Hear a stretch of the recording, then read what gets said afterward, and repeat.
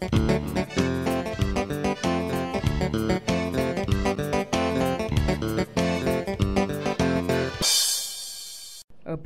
à tous et à toutes et merci de nous recevoir chez vous. L'information reprend sur African Time avec l'actualité africaine de la semaine. Présentation Awa Thiaw.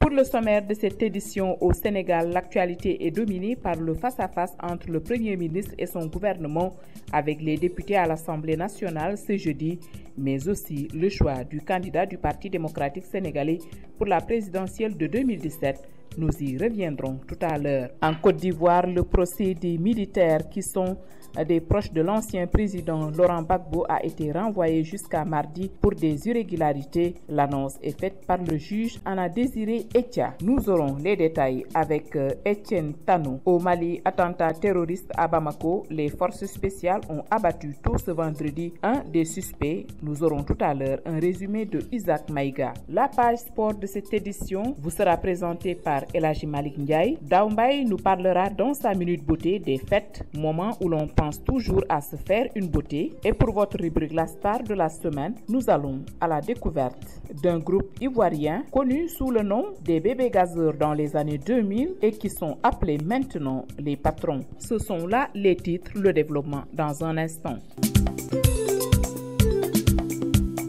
Amis auditeurs, merci d'avoir choisi African Time pour votre information. Nous démarrons cette actualité africaine par le Sénégal où l'actualité reste dominée par le face-à-face du Premier ministre Mohamed Boun Abdallah Dionne et son gouvernement avec les députés à l'Assemblée nationale. Les questions des parlementaires ont gravité autour de l'actualité. L'affaire Karim Wade avec la sortie de l'ambassadeur de France au Sénégal, Jean-Félix Paganon, la campagne de commercialisation de l'arachide, la crise scolaire et universitaire, l'affaire Suneor et la situation politique sont revenus plusieurs fois dans les débats. Le Premier ministre et son gouvernement ont répondu à toutes ces questions. L'actualité, c'est aussi la candidature du Parti démocratique sénégalais à la présidentielle de 2017. Une commission chargée de recevoir les candidatures a été mise sur pied. Aïda Mbodj, député libéral à l'Assemblée nationale, a fait face à la presse ce vendredi pour exprimer sa désapprobation et son opposition sur la manière dont la commission a été installée. Aïda Mbodj pense que la priorité du Parti démocratique sénégalais n'est pas de tenir des primaires pour choisir un candidat à une élection qui va avoir lieu d'ici 2 ans, mais plutôt de renforcer l'unité du parti pour faire face à l'ennemi. Au Sénégal toujours, le président Macky Sall a pris part mercredi au 15e sommet des chefs d'État et de gouvernement de l'Organisation pour la mise en valeur du fleuve Sénégal qui s'est tenu à Conakry en Guinée. Merci de choisir African Time pour votre information. Direction la Côte d'Ivoire où le procès des 14 militaires qui sont des proches de l'ancien président Laurent Gbagbo a été renvoyé jusqu'à mardi pour des irrégularités.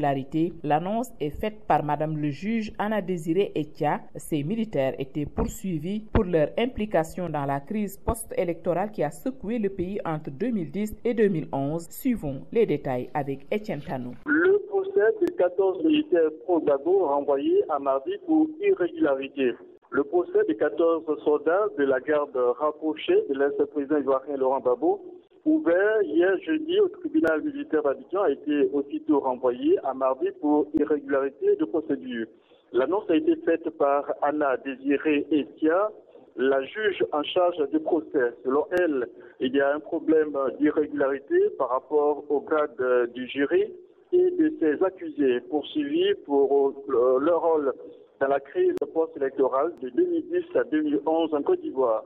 Un des accusés, le lieutenant-colonel René Daleba, ex-médecin militaire de Laurent Gbagbo, ne doit pas être jugé par des juges militaires qui soient d'un grade moins élevé. Or, c'est ce qui a été constaté, a reconnu le procureur Francis Gabo, après une exception soulevée par la défense. Ces militaires comparaissent 2 jours après la condamnation aux assises de l'ex-première dame Simone Gbagbo. Bruno de Boblé, Vagba Fossignon, reconnu coupable d'atteinte à l'autorité de l'État et condamné à 20 ans d'emprisonnement assorti de 10 ans de privation de droits civiques. Quant à Boutlaï Sangaré, Michel Gbagbo, Dakouri Dablé, Ils écopent 5 ans de prison. Concernant Pascal Afidissa et d'autres prisonniers, ils ont écopé 18 mois de prison. L'ambassadeur de la Côte d'Ivoire à l'ONU, Youssouf Bamba, dénie de ses fonctions. Le limogeage de l'Ivoirien intervient après une prise de position publique du diplomate contraire à la politique d'Abidjan.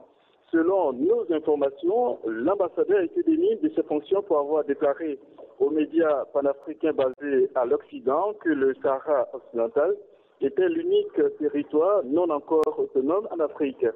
Une déclaration qui peut avoir des incidences sur les relations en plein essor entre la Côte d'Ivoire et le Maroc.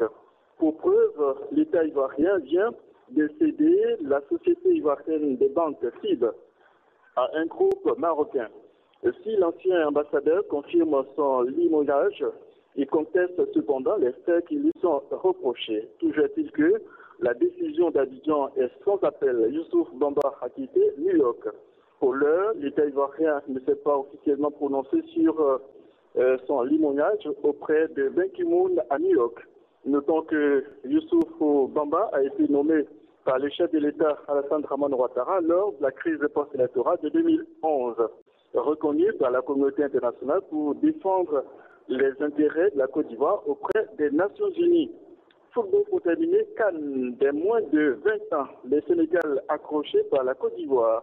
Le Sénégal a raté l'occasion, après sa défaite face au Nigeria il y a quelques jours, de s'approcher de la qualification en concédant le nul 2-2 face à la Côte d'Ivoire le mercredi dernier au stade Léopold Senghor pour leur deuxième sortie dans cette 19e édition du championnat d'Afrique. Mené au score, dès la 9e minute, les Lionceaux du Sénégal avaient repris l'avantage en début de la seconde période grâce à un doublé d'Ibrahim Ouati. Malheureusement, ils ont laissé filer les 3 points de la victoire en concédant un but dans les arrêts de jeu. Les éléphantaux ivoiriens viennent ainsi de concéder le deuxième match nul après le 1-1 face au Congo. Etienne Tano, Abidjan pour African Time. Merci Etienne Tano. Nous allons au Mali. Attentat terroriste à Bamako. Les forces spéciales ont abattu tôt ce vendredi un des suspects. Projet accord de paix d'Alger. Les mouvements de l'Azawad disent non. L'opposition malienne a pris acte. Suivons ce résumé de Isaac Maïga. Une semaine après l'attentat terroriste au bar-restaurant La Terrasse de Bamako ayant coûté la vie à 5 personnes, les forces spéciales maliennes ont abattu tôt ce vendredi matin un des assaillants. Il s'agit de celui qui a lancé les grenades à moto. Des informations sont parvenues aux forces spéciales qu'un des auteurs de l'attentat se cachait quelque part dans un quartier à la périphérie de la capitale. Il a été localisé avant d'être encerclé. On lui a demandé de se rendre. Le terroriste n'a pas cédé à cette requête. C'est en ce moment que l'assaut a été mené. Il a été abattu à la périphérie de la capitale. Son corps se trouve d'ores et déjà dans une morgue d'un hôpital de Bamako. Cela dit, la commission défense de l'hémicycle convoque les ministres Sada Samaté de l'Intérieur et de la Sécurité et M. Thiéman Hubert Koulibaly, ministre de la Défense, devant les élus de la nation pour qu'ils puissent s'expliquer sur les derniers événements qui ont endeuillé le pays au plan sécuritaire. La rencontre se déroulera à huis clos devant les membres de la commission défense. Elle devra permettre aux députés de poser toutes les questions aux deux membres du gouvernement, notamment sur l'efficacité des services de renseignement, les armes saisies dans la forêt du Mandé à quelques encablures de Bamako, la situation de l'outil de défense nationale, etc. D'ici là, la coordination des mouvements de l'Azawad, après une large consultation des différents organes des mouvements de l'aile militaire, des organisations des cadres et des populations de l'Azawad, a informé la médiation, le Conseil de sécurité, ainsi que l'opinion internationale qu'elle ne paraphera pas en l'état actuel le projet de texte d'accord issu du 5e round d'Alger du 1er mars 2015. La CMA réaffirme cependant son ferme engagement à privilégier le dialogue et invite le gouvernement malien à poursuivre les négociations dans la perspective de convenir des amendements indispensables afin d'aboutir à un texte d'accord à la satisfaction des deux parties. Un texte viable assorti de garanties concrètes et d'un calendrier effectif. En attendant, la mise en place d'un cadre de médiation rénové sous la responsabilité du Conseil de sécurité et une réforme de la MINUSMA, la mission onusienne au Mali, assurera directement la facilitation entre les partis, gouvernement malien et CMA, et poursuivre les pourparlers en attendant une reprise effective des négociations par une médiation appropriée. Dont acte répond l'opposition officielle malienne par rapport à l'accord de paix issu de ce processus paraphé déjà par le gouvernement. La plateforme ainsi que la médiation étaient très attendues par l'opinion. Dont acte la position officielle de l'opposition malienne par rapport à l'accord pour la paix et la réconciliation au Mali, issu du processus d'Alger paraphé par le gouvernement, la plateforme ainsi que la médiation étaient très attendues par l'opinion nationale et internationale. Elle est tombée donc ce dimanche sous la forme d'une déclaration dans laquelle les opposants s'interrogent sur la portée réelle d'un projet d'accord qui n'a pas été paraphé par la coordination des mouvements armés. Par conséquent, ils décident de prendre acte du paraphe par le gouvernement de l'accord qui n'est pas celui qu'ils auraient souhaité pour notre peuple. On a enregistré beaucoup de déclarations de soutien à l'accord émanant des composants de la majorité présidentielle, de la société civile et de la communauté internationale, mais il y a eu aussi des communiqués de protestation et de rejet d'autres structures politiques telles que les partis politiques de l'opposition. Il ne restait que les voix des partis comme l'URD, principal parti de l'opposition, pour que cette position soit définitivement connue. Elle prend acte du refus de la CMA de parapher l'accord de paix. Bamako, Isaac Maïga, pour African Time.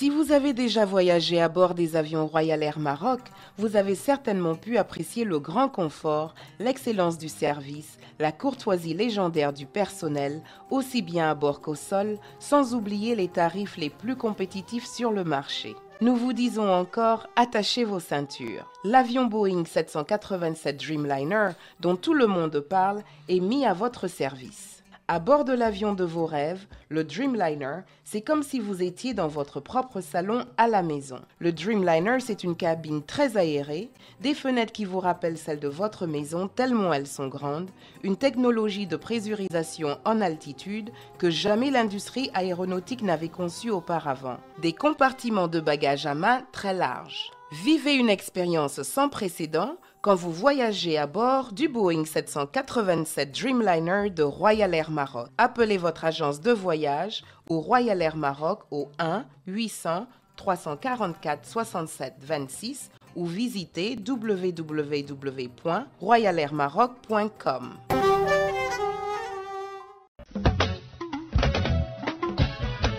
Vous aimez les belles chaussures? Alors écoutez bien. Gora Sneakers au 40 Ouest, 31e rue, entre la 5e et Broadway est l'endroit idéal. Chez Gora Sneakers, il n'y a pas de contrefaçon, tout est original. Vous y trouverez Timberland, Nike, Reebok, Sebago, Adidas et j'en passe les meilleurs. Désormais, vous trouverez chez Gora Sneakers des casquettes et des jeans des plus grandes marques. Alors, ne faites plus attendre vos pieds, offrez-leur des chaussures de qualité. Gora Sneakers, c'est au 40 Ouest, 31e rue, entre la 5e et Broadway, en face du poste office. Téléphone 212 695 64 92. 212 695 64 92.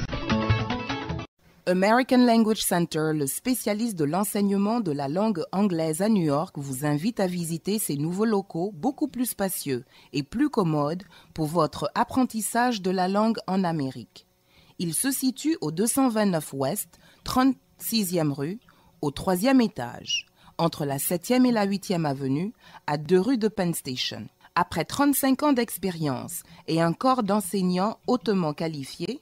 American Language Center propose des cours pour les débutants et pour tous ceux qui veulent approfondir leur connaissance de la langue. Les frais de scolarité d'American Language Center sont très compétitifs et son enseignement est le meilleur dans le pays. Pour les habitants de Queens, la branche locale est au Jackson Heights, 7501 Broadway. Pour tout renseignement, appelez 1-800-ENGLISH, 1-800-364-54-74, 1-800-364-54-74. Demandez après André. Are you a New York City taxi and limousine licensed driver or want to be one? Do you work for ride-sharing companies such as Uber or Lyft and want to make even more money? You better listen up. Luxor Livery Sales of Long Island City has put together a livery deal you cannot pass up. During this promotion, if you are looking to upgrade your vehicle, Luxor will pay retail Kelley Blue Book pricing for your trade-in. Simply log into Kelley Blue Book, look up your vehicle's retail value, and that's what you'll get. No questions asked. Just print and bring it in with you. It's that simple. If you just want to join Uber or Lyft,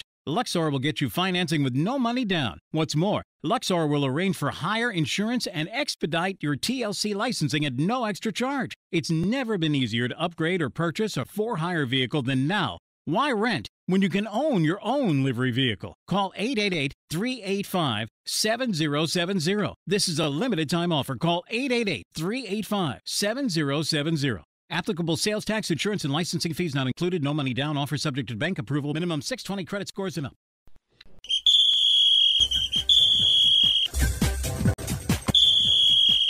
C'est l'heure de votre page sport. La présentation est signée Elhaji Malik Ndiaye. Bonsoir, l'actualité sportive, nous la démarrons par le football avec ce match du Sénégal, son premier d'après-CAN contre le Ghana, un match amical international prévu le 28 février en France. C'est aussi le premier match d'Aliou Cissé sur le banc du Sénégal. Il a été reçu à Aliou Cissé par le ministre des Sports vendredi dernier. Aliou Cissé fait du prêt à honorer son contrat. L'État aussi promis son soutien. Toujours en football, avec les championnats d'Afrique des U20 qui se déroulent présentement au Sénégal, la situation se complique pour les Lionceaux du Sénégal qui ont raté leur première sortie contre le Nigeria, 3-1 avant de concéder le nul 2 partout contre la Côte d'Ivoire. Pour le troisième match contre le Congo prévu demain samedi, le Sénégal doit impérativement gagner et espérer un faux pas de la Côte d'Ivoire. Le Nigeria, avec 6 points, 2 victoires en temps de sortie, est qualifié pour le second tour. Dans la poule B, le Ghana et le Mali ont obtenu leur ticket pour le second tour. Les deux équipes ont enregistré 2 victoires devant. Ce championnat U20 du Sénégal ne connaît pas un engouement. Le public ne répond pas. Les clubs sénégalais engagés dans les compétitions africaines jouent ce week-end. En Coupe CAF, Ngor joue contre SFR du Ghana. En Ligue des Champions, la Pékin se déplace en Algérie contre USM Alger. Ligue européenne des champions, le Paris Saint-Germain en quart de finale. Les Parisiens ont décroché le nul 2 partout contre Chelsea. Un nul synonyme de qualification à l'aller. Les deux équipes avaient fait match un but partout. Le Real Madrid a aussi obtenu son ticket pour les quarts de finale, malgré sa défaite à domicile 4-3 contre Schalke 04, avec un magnifique Leroy Sané, fils de l'ancien international sénégalais Souleymane Sané. Actuellement, la Fédération sénégalaise de football est en train de faire des pieds et des mains pour faire venir le jeune germano-sénégalais en équipe nationale. Nous terminons par la lutte avec Mohamed Ndao Tyson qui est revenu sur son choc contre le Gris Bordeaux le 3 mai prochain au stade Demba Diop. Dans une interview accordée au quotidien de la Tribune, le chef de file de l'écurie Bourfalé fait du prêt pour ce choc. Tyson, toujours en lutte, Balla Gaye 2 et le retour aux États-Unis, le chef de file de l'écurie Balla Gaye 1 était en préparation au pays de l'oncle Sam. Et puis la RDV qui continue la promotion de son tournoi. Ce samedi, Thiès abrite le face-à-face du tournoi de la RDV regroupe 4 lutteurs, Zos, Guigui, Ama Baldé et Tafatine. Les premiers chocs sont prévus le 4 avril. Tafatine, Guigui et Zos contre Ama Baldé. C'était Elhaji Malik Ndiaye depuis Dakar pour African Time. Place maintenant à la Minute Beauté. Dao Mbaye aborde un sujet qui nous intéresse tous, les fêtes, où l'on pense toujours à se faire une beauté. Notre spécialiste nous donne quelques astuces pour notre paraître. Eh bien, suivons-la.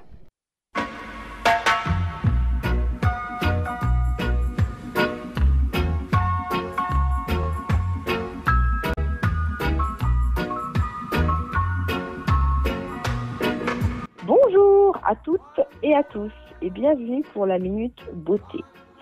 Alors, aujourd'hui, on va bien sûr aborder un sujet d'actualité, les fêtes de fin d'année qui sont bien sûr importantes pour tout le monde.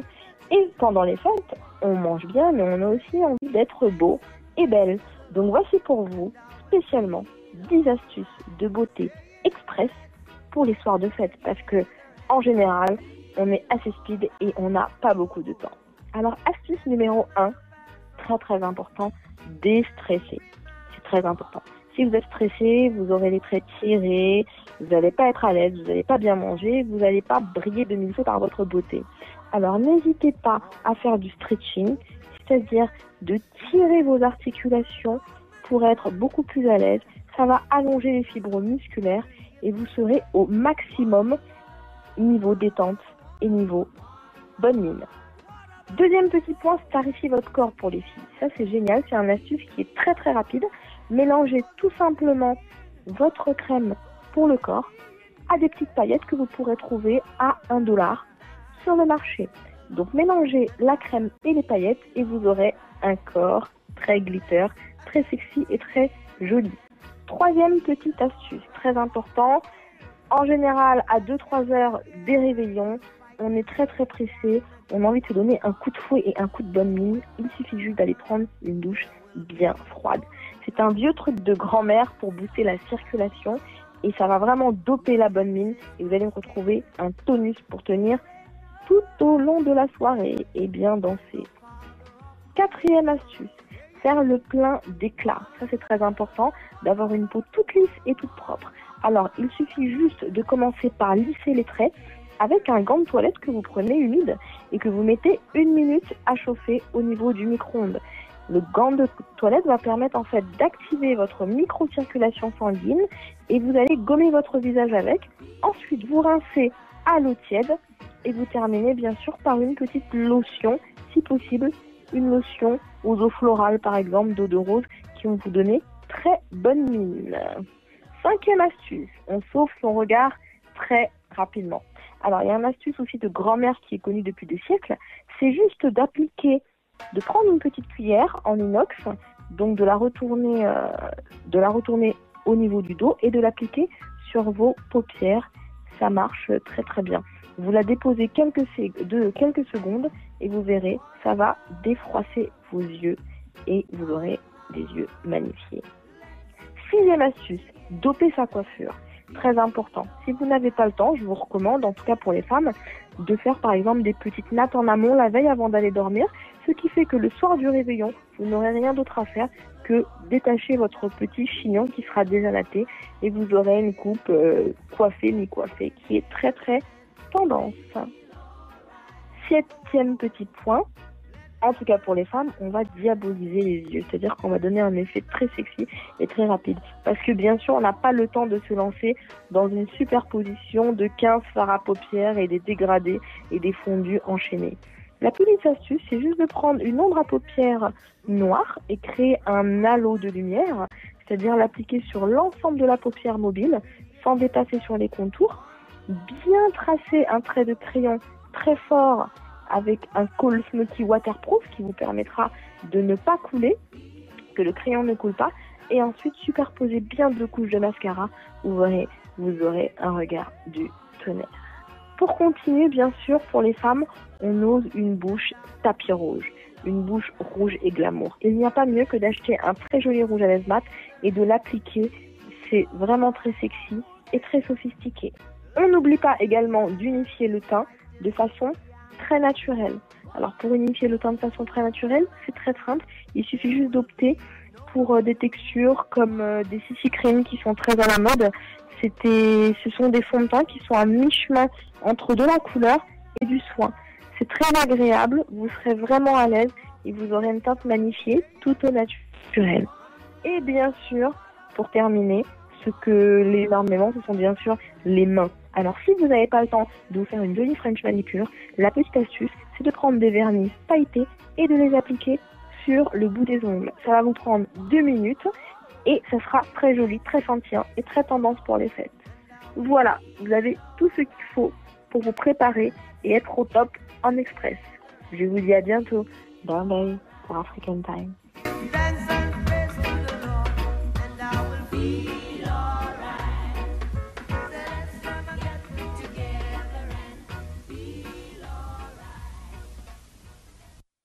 Rubrique La Star de la semaine, Alain Tétieno nous présente un groupe de jeunes Ivoiriens qui font leur apparition vers les années 2000 sous le nom des Bébés Gazeurs. 10 ans après, ils sont devenus la coqueluche de la musique ivoirienne. Leur nom actuel, Les Patrons. Allons à leur découverte avec Alain Tétieno. Elle m'a tout donné, Ahmed Bouker, et moi j'ai tout gâché. Dans la solitude, je suis resté. C'est au début des années 2000 que ces jeunes Ivoiriens issus des quartiers défavorisés de la capitale vont se rencontrer avec pour un seul objectif, renforcer leur amitié. Ils décident alors de se mettre ensemble pour créer un groupe qu'ils appellent à l'époque des bébés gazeurs. Des amis, oui, de vrais amis, mais dont les ambitions vont devenir grandes et très grandes. Sortir un album musical et même devenir la coqueluche de la musique ivoirienne. Ils auront réussi leur pari, puisque plus de 10 ans après leur rencontre, ils ne cessent, à travers leur philosophie, de gagner le cœur de leurs mélomanes. Les patrons, puisque c'est de eux qu'il s'agit, sont les stars de la semaine sur African Time. Nous émettons depuis New York aux États-Unis, je suis Annette Cheno, nous voici de retour. Ils ont Notre Menso, Dodo la Danse, Gizo, Papichou, Diogo, Vigno et autres membres incontournables du groupe Les Patrons à entretenir leur amitié dans un esprit familial,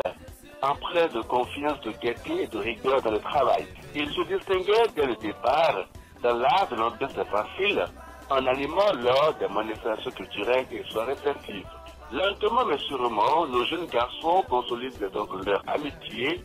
conscients de leur talent et après plusieurs séances de répétition, ils décident de restreindre le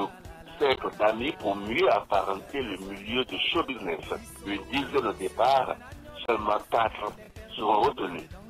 Le groupe qui sort du coin sacré est baptisé Les Patrons. Dès leur apparition, la dénomination crée une polémique dans le milieu du Zouglou car ce groupe n'avait aucun background selon les observateurs de la musique ivoirienne. Les membres de ce groupe se défendent alors en déclarant trouver en ce patronyme une source de motivation pour se hisser au sommet. La preuve, dans le milieu Zouglou, ils sont des modèles. Même si le connaissent et respectent le talent de certains dénoncés à l'époque tel Magic System, les garagistes sont Bill, des champions pour ne citer que ceux-là. Leur style propre à eux, c'est le Zouglou. Le Zouglou soft, le Zouglou réfléchi, chanté du terroir comme le diola, le bété, le baoulé et aussi en français. Avec une maquette d'album sur le bras qu'ils comptaient de peaufiner à l'époque, les patrons cherchent des partenaires dignes de ce nom pour tenter de réaliser leurs rêves. Sur leur chemin, ils rencontrent Girish Mozali qui puis après est devenu leur manager. La mayonnaise a pris quelques mois plus tard. Les patrons enregistrent 8 titres que sont Triste Destin, Neige Noire. Avec une maquette d'album sur le bras qu'ils continuent de peaufiner à l'époque, les patrons cherchent des partenaires dignes de ce nom pour tenter de réaliser leurs rêves. Sur leur chemin, ils rencontrent Girish Mozali qui puis après devient leur manager. La mayonnaise a pris quelques mois plus tard. Les patrons enregistrent 8 titres que sont Triste Destin, Neige Noire, Tout pays, Politicien, Désillusion, Handicap, Foutaise et Saïan. Leurs chansons sont reprises partout par la couche juvénile. Le plus sorti le 2 décembre 2002 caracole à la tête du hit parade des meilleurs artistes du moment pendant plus de 10 mois. Plus de 200 000 exemplaires seront écoulés sur le marché du disque ivoirien. C'était donc le début d'une longue et riche carrière de Quator qui, durant plusieurs années, va se concentrer au travail et réaliser plusieurs albums de très bonne facture. Patrons dans leur succès ont parcouru toute l'Afrique et multiplié des concerts et prestations diverses. Partout, l'ambiance est toujours la même. Le Zouglou autant. C'était la star de la semaine sur African Time depuis New York avec le groupe Les Patrons de la Côte d'Ivoire. Merci de votre aimable attention. À l'intérieur du micro, je vous retrouve la semaine prochaine. Bonne soirée chez vous. Bye bye. La solitude, je suis resté. Aujourd'hui invisible à ses yeux, je ne suis certain. La Banque de l'Habitat du Sénégal, BHS, est heureuse de vous annoncer ses nouvelles branches. BHS Baltimore, 58 14 York Road, téléphone 410 387 22 76, 410 387 22 76. Cette branche est disponible à partir du 25 avril 2014. BHS Philadelphia, 535 South 52e Street Philadelphia, téléphone 215 863 80 02, 215 863 80 02. Cette branche est disponible à partir du 28 avril 2014. Merci beaucoup.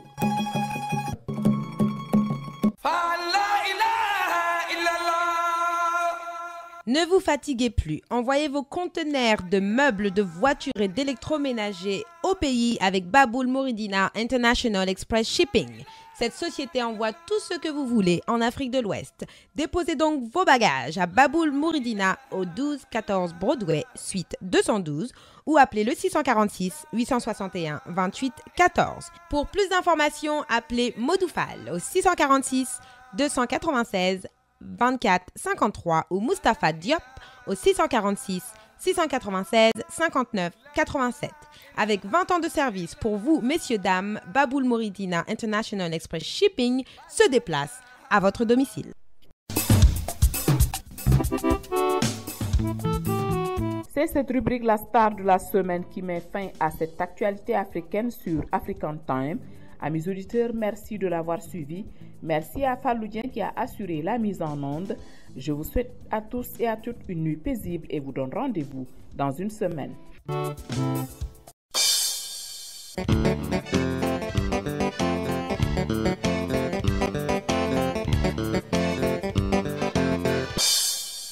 mbokk yi ñoo ngi leen di nuyu di leen sant te di leen gërëm ci li ngeen di déglu rajo African Time ci WP80 930 ci New York ñu di leen indil xibaar yi ci àjjuma ju nekk te it ngeen mën ñu di déglu ci internet bi ci WP80 930 am.com wala bu ñu la rawee it mën nga ñoo déglu ci yolele.com mbaa sax nga bëgg noo déglu en direct da ngay composé rek 401 347 0031 401 347 0031 tey nag di àjjuma yemoo ak fukki fan ak ñett ci weeru mars ci atum 2015 seen mbokk Ousmane Lo moo féetewoo ak micro bi waaye seen xarit Fallou Dieng moo nekk fee ca machine ba.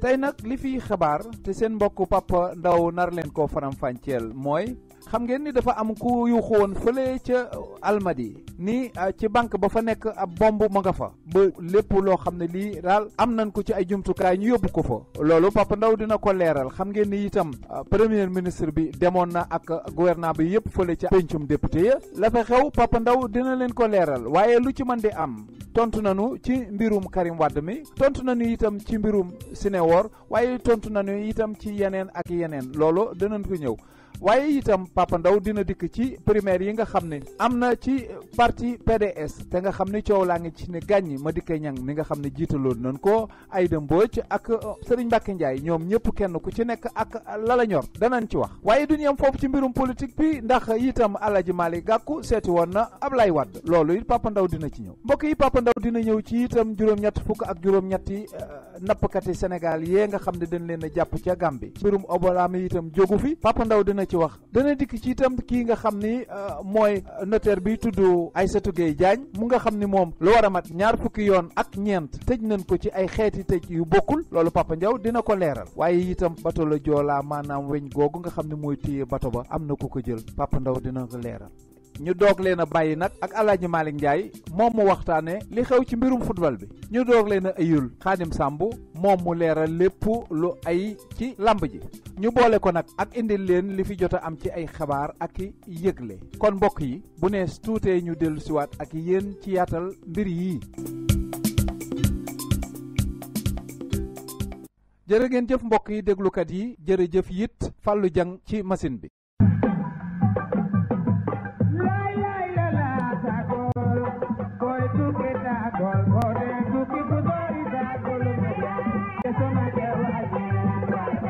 waaw Papa Ndaw mbaa jàmm nga yendoo sant yàlla alhamdulilah waaw gannaaw ba ñu la nuyoo dalal la tey dañoo bëgg nga njëkk a dugg ak ñun ci mbir mi nga xam ne moom dañ ko woote woon fii ci Dakar fële ca Almadi dañoo waxoon ne ab bomb moo fa nekk ca banque ba Pap lu xew ca lool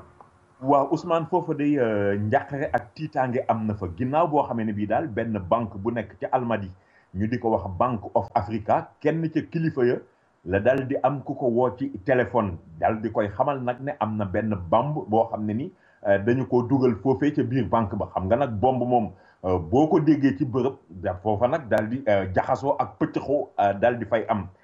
ku nekk di jéem a seet fan ngay jaar ba mucc ndax xam nga bomb moom bu kalaatee musiba dong lay jur et ci biir loolu ci la ñu ko yëgal gendarmerie ndax ñoom am nañu xam-xam ak xarala gu jëm ci yu mel noonu ba nga xam ne même bu dee dafa am fu ñu teg bombe ñoom xam nañ xëy na nan la ñuy def ba neutraliser ko ñoom artificier yeeg gaa yooyu ñu dal di ñëw nag ba ñu ñëwee dal di boucler secteur bi nangootuñu ku jaar boor yooyu wala sax ku fa jege le temps que ñu xool waaye daal Ousmane li wóor mooy xool nañu biir xool biti lañ bët lañatu xool ci suuf taabal yi xool ci biir bureau yi ruqaat yi fu nekk ñu dugg fa fu ne ñu gëstu fa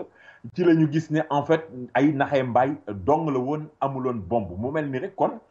benn saay-saay wala benn samba boy moo jël téléphone am woote pour tiital nit ñi alors loolu nag comme yu ni mel baaxul te gendarme yi duñu ko kafe nee nañu ñu ngi def seen kéemtalaay kattan pour teg loxo waajooju ndax xam nga nag fi mu nekk nii léegi am nañu xeeti xam-xam ak xarala yoo xam ne yi mën naa tax ñu xam kan moo woote fan la doon woote ban koñ la nekkoon wala ban bërëb la nekkoon yooyu yëpp nag tax na fi mu nekk nii daal gendarme yi jàpp nañu ne war nañu ko mën a teg loxo balaa yàgg mais lu ci mën a am mooy Ousmane njàqare ak tiitaange amoon na lool laataa ñuy xam ne mbir mi ay naxee mbaay la woon. mbir moomu ay naxe mbay la woon jërëjëf bi nga xamee ni rek yàlla def na ci sutura waaye Pape dañuy jàll nag ci beneen mbir moo xam ne nii fan yëpp moo fi coow li assemblée nationale xam nga ni dafa woote woon ba woo gouvernement bi ak njiital gouvernement bi ñu dem fa Pape loolu lu ca xew. waaw xam nga Ousmane dafa am xewit bu bees woo xam ne ni dañu ko bëgg a doxal fii ci sunu réew ndax dañu jàpp ne daal léegi weer wu jot. gouvernement bu Sénégal dana ñëw taxaw assemblée nationale jàkkaarloo ak ñi nga xamee ne bii ñoom ñooy ndawi réew mi maanaam di député yi ci assemblée ba foofee bu ko defee nag li nga xam ne ni moom la ñuy wax ay question d'actualité yoo xam ne ni dafa xew ci biir jamono wala ay doxalin wala ay tëralin wala yu ni mel député yi dal di sàkku ñu leeral bu ko defee ministre yi nga xam ne bii ñoom ñoo yore secteur ya laaj bi ñeel ñoom dal di ñëw indi ay leeral ak ay tontu jëm ci mbir yooyu bii nag moo nekkoon guléet ñu doon ko def kon ci guléet googu la ñuy dugg Ousmane. ci guléet googu la ñuy dugg dafa mel ni bañ ko joxee question yi nga xam ni maanaam laaj yi ñu ko laaj am na ci boo xam ne bii de moom mbirum Baba Aïdara la bu mu ko waxoon ne ay 300 milliards la beneen bi ci itam Sinéwor la loolu ñaar yooyu yëpp tontu na ci de lu mu ca wax Pape. waaw xam nga Sinéwor moom Ousmane ñu bari ñu ngi doon xaar laaj bi parce que comme ni nga ko waxee rek. fukki député ak ñeent lañ jàpp ne ñoom ñoo waroon a joxe ay laaj bu ci nekk nag ñu ne nangam lay durer ci temps tontu bi tamit nangam lay durer parce que dañu bëggoon rek yëf yi yem ci app bi nga xam ne bi ci la ñu ko tënkoon. Sinéwor nag comme fan yi yëpp ñu ngi naan am Sinéwor indi Sinéwor danañ ko jaay duñu ko jaay loolu la Mohamed Boun Abdallah Dionne mi nga xam ne nii mooy élimaanu jëwriñ yi daal di wax ci leeral lu leer naññ ne Sinéwor kenn du ko jaay alors moom. premier ministre yokk ci sax ne Abbas Jaber mi nga xam ne nii moom la ñu jaayoon Sinéwor atam bi fi Abdoulaye Wade nekkee njiitu réew mi te ñu ne $1 milliard lañ ko jaayee woon léegi moom mu bëgg wëlbatiku ne dafay sempi usine bi nekk ci Dakar ak usine ba nekk ca Kaolack dal di koy jaay gars yi ne loolu du ci dal mënuñu koo dégg Mohamed Boun Abdallah Dionne premier ministre ne loolu du am tey du am suba te yokk ci sax ne Abbas Jaber mi nga xam ne bii moom moo jiite kër googu te ñu jaayoon ko danañu ko convoqué mu bàyyee ko ci réewu nasaraan ya mu nekk dal di ñëw wuyu si fii ci Ndakaaru wa illa dafay doxal mbir yi continuer ay investissement bu ko defee Sinéwor di tourner di liggéey dalal xel parce que ñu ngi wax naan jaay bi ñu naan dañ koy def bu ñu ko defoon lu toll ci 4 téeméer jàpp 5 téeméeri nit wala borom kër danañ ci ñàkk seen liggéey te loolu jafe-jafe lay indi premier ministre nee na kon jaay bi du am wa illa Abbas Jaber day mën a doxal munul doxal mu ne tegg yëf yi ñu jël ko ci moom sàkk ci beneen pexe alors loolu nag nekk loo xam ne nii dal na xelu liggéeykat yi parce que gir bi waxtaan wi jeexee ci saa si rek dégg nañu secrétaire général bi nga xam ne nii moom moo jiite syndicat bay yëngatu foofee ci kër googee wax li nga xam ne bii daal seen xel dal na ci jëm ci mbiru li ngay wax tamit marché gré à gré boobu ñu fi doon wax naan 300 milliards la xam nga fan yële ñu génn waxoon nañ ko fi ñoom dellusiwaat nañ ci ne loolu ñi koy wax ay kasa la ñuy wax mais amul tey amul suba amul gannaaw suba tontu yooyu wala leeral yooyu la premier ministre indi Ousmane jëm ci laaj yooyu. waaw Pape loolu du loolu rek lañ ko laajoon ndax am laajoon nañ ko ci mbirum mairie de Dakar xam nga ni amoon na fi ab xaalis boo xam ne bii gouvernement bi daf cee tegoon loxo naan ko lii la jaar ak technique ak ni mu demee Pape loolu lu mu ca tontu. waaw xam nga mairie Dakar te Khalifa Sall jiite ko dañu jàppoon ne dañuy leb ñaar fukki milliards ci suñu koppar mu nekk loo xam ne ni USAID di benn kuréel bu fekk baax ci réewu Amérique te yëngatu ci jàppale yeneen réew yi ñoom àndoon nañ ci ak mairie bu Dakar pour ñu lebi ñaar fukki milliards yooyu ci suñu koppar mais gouvernement bu Sénégal ci kàddu jëwriñ ji ñu dénk nafay réew mi moom moo waxoon ne daal mbir mi warula mën a nekk parce que dafa desee leer ci seen bopp ñu ne woon nag kon il faut que mairie Dakar indi ay leeral jëm ci mbir yooyu rawatina bi nga xam ne bii nee nañu loolu du guléet mairie ne daf koy def parce que jamono yi nga xam ne bii Pape Diop moom moo jiite woon mairie Dakar ne woon na daf koy def mais atam ba mu ko waxee tamit gouvernement bi daf ko gàntaloon parce que dañ jàppoon ne xëy na la waroon a daje yëpp pour loolee amuloon rawatina nag bi yoon bi nga xam ne bii ñu ngi wax naan mairie Dakar wala ville de Dakar ni mu tëddee woon dafa wuute ak ni nga xam ne bii noonu lay doxee léegi ginnaaw bi ñu dugalee acte 3 bu décentralisation ndax loolu dafa tax lenn loo xam ne nii mairie Dakar daf ko yoroon ñu nangu ko ci moom wala jëlee ko ci moom jox ko mairie d'arrondissement yi ñoom ñu koy doxal ba tax nag ñu ne kon il fallait que ñu xool ndax mairie Dakar li mu sumb wala li mu bëgg a dugg ndax attan na ko wala déet parce que premier ministre mi ngi dellu si di wax sax naan ñoom jot doon nañu joxe ay garantie wala boog mi nga xam ne bii noonu la ñuy jëflanteeg mairie Dakar lu ëpp fukki milliards ci suñuy koppar gis ne mairie Dakar bor yi mu amoon nan la koy delloo nu mu ko dul delloo nee nañu daal yooyu moo dajalewul wala moo yembuloon ba loolu moo taxoon ñu ne daal mbir mi mënu la nekk rawatina bi nga xam ne bii benn kuréel bu dajale wala bànqaasoo ci kuréel gi dajale réewu Afrique yi bokk ci UEMOA nga xam ne ñun ñoo bokk koppar wala suñu koom moo bokk ni ñu koy saytoo ñooñee newoon nañu Khalifa Sall na jege gouvernement Sénégal bu ko defee ñu waxtaan parce que li nga xam ne bii moom la gouvernement bi yëkkati pour wax ne mbir mi mënagul nekk ci ni ñu ko bëggee nii loolu lu xel nangu la ba tax na daal Ousmane mbir mi nañu ko toppandi ba xam rek fan lay mujj ndax dana mujj sotti wala du mujj sotti mais en tout cas ba fi ñu toll nii moom leeragul ci bopp nguur gi. Pape waaw gis nañ ni premier ministre ñaare buñ ko daan laaj itam du moom moo doon tontu lépp demoon na sax buñ ko laajee dafay koy jox ci ministre yi ku mel ni Abdoulaye Daouda Diallo moom tontoon na ci mbirum atte beeg ay Aïda Diong ak ay Karim Wade ak ñeneen ñi Pape tontu loolu nu mujje waaw xam nga li ko indi mooy rek comme ni ñu ko waxee gouvernement bi moom moo teewoon assemblée nationale ñuy laaj mais dafa fekk ne ci laaj yi nga xam ne nii dañu koy laaj am na yoo xam ne premier ministre moom ci boppam mën na ci tontu mais dafay am yoo xam ne yi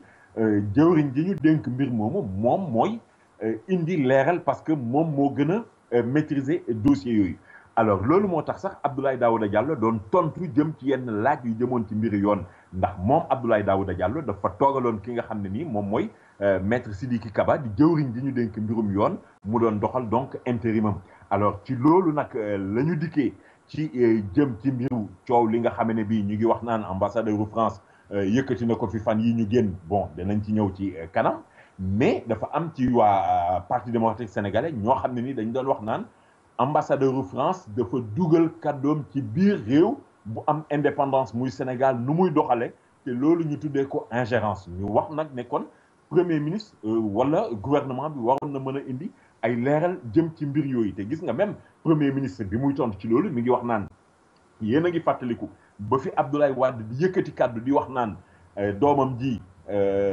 waa France ñoo ko war a atte wala waa Amérique ñoo ko war a atte nee na boobee moom Abdoulaye Wade ba muy sàkku loolee nguur Sénégal gouvernement wu Sénégal yëkkatiwuloon kàddu jëmale ci mbir moom maanaam yeyuloon yàbb ci kon tey jii tamit buñ ñëwee di wax naan keneen dafa dugal kàddoom ci mbir yi nu muy doxee fii wala nee na gouvernement bi kenn du dégg mu ŋaang jëm ci mbir yooyu Abdoulaye Daouda Diallo nag moom di dellu si rek ci lu leer loo xam ne nii mbirum Aïda Ndiong mi ngi wax naan loolu yoon moo koy topp parce que dañu ko toppee enrichissement illicite alal joo xam ne nii na ma ko amee lewul wala ak wuruj mbaa labaj comme li ñuy wax ci tubaab escroquerie yooyu dañu ko lijjanti gis nga mbiru Mamadou Lamine Massaly mi nga xam ne bii moom gendarmerie ñoo ko porte plainte pour diffamation ba tax ñu teg ko loxo bon ba mu demee gars yi bàyyi woon nañu ko bàyyi nëgandiku parquet def appel dégg nga ma léegi dossier ba cour d'appel moom moo ko yore moom moo koy lijjanti donc tribunal juge bi moom jotaatagul ci dossier bi pour wax ko mën a atte donc loolu tamit dañuy xaar mbiri yoon la alors fi mu nekk nii loolu mooy li nga xam ne bi jàpp nañu ne rek mbir yi guddi gàtt li ñu bëgg a wax daal mooy li nga xam ne bii yoon moo ko yore di ko toppatoo loolu nañu bàyyi yoon toppatoo ko yoon lijjanti ko bu boobaa fu mu sottee ñu xam ne yoon loolu la ci wax ñu jàppee ko noonu déggee ko noonu jëm ci mbiru nag ama doxandéem boo xam ne dafa dugal kàddoom ci benn atte nu mu doxee loolu ñoom duñ ci wax ndax it ba Ablaye Wade waxee ne waa bitim réew nañ ñëw wax jëm ci mbiru atte Karim wala nañu ko atte ñoom seen bopp kenn déggu leen ci woon kon bii tamit noonu lay demee Ousmane ci li ñu jàpp ne nguur gi loolu mooy taxawaayam. Pape de xam naa ne fukki laaj yi ak ñeent ba mu noppee itam ba ñu ko tontoo taxul maanaam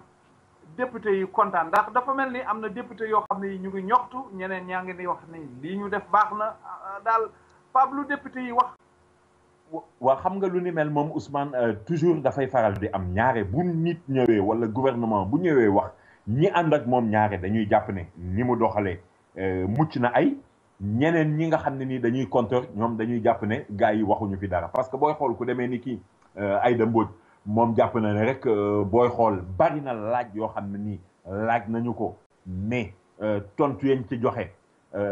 doyu leen wala sax boog indiwuñu ci tontu ndax même plan Sénégal émergent xëy na ni mu war a doxee indi leen luñ ci ay leeral ku demee ni ki Thierno Bocoum bu réew mi moom mi ngi wax naan booy xool gouvernement bi dañu ko fàkkal rek mu ñëw def lu ko neex parce que li ëpp ci député yi joxuñu leen kaddu pour ñu mën a indi ay laaj seeni laaj ñu war leen cee mën a indil ay leeral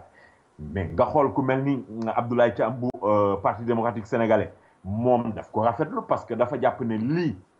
ci 2006 atum 2006 ci la Doudou Wade jamono yooyu nga xam ne nii moom moo nekkoon njiitu député PDS yi wala ñi àndoon ak nguur gi ci la dugaloon réforme boobu loolu moo tax tey jii moo dox ba tey jii gouvernement mën a ñëw taxaw ci kanamu assemblée nationale. Omar Youm di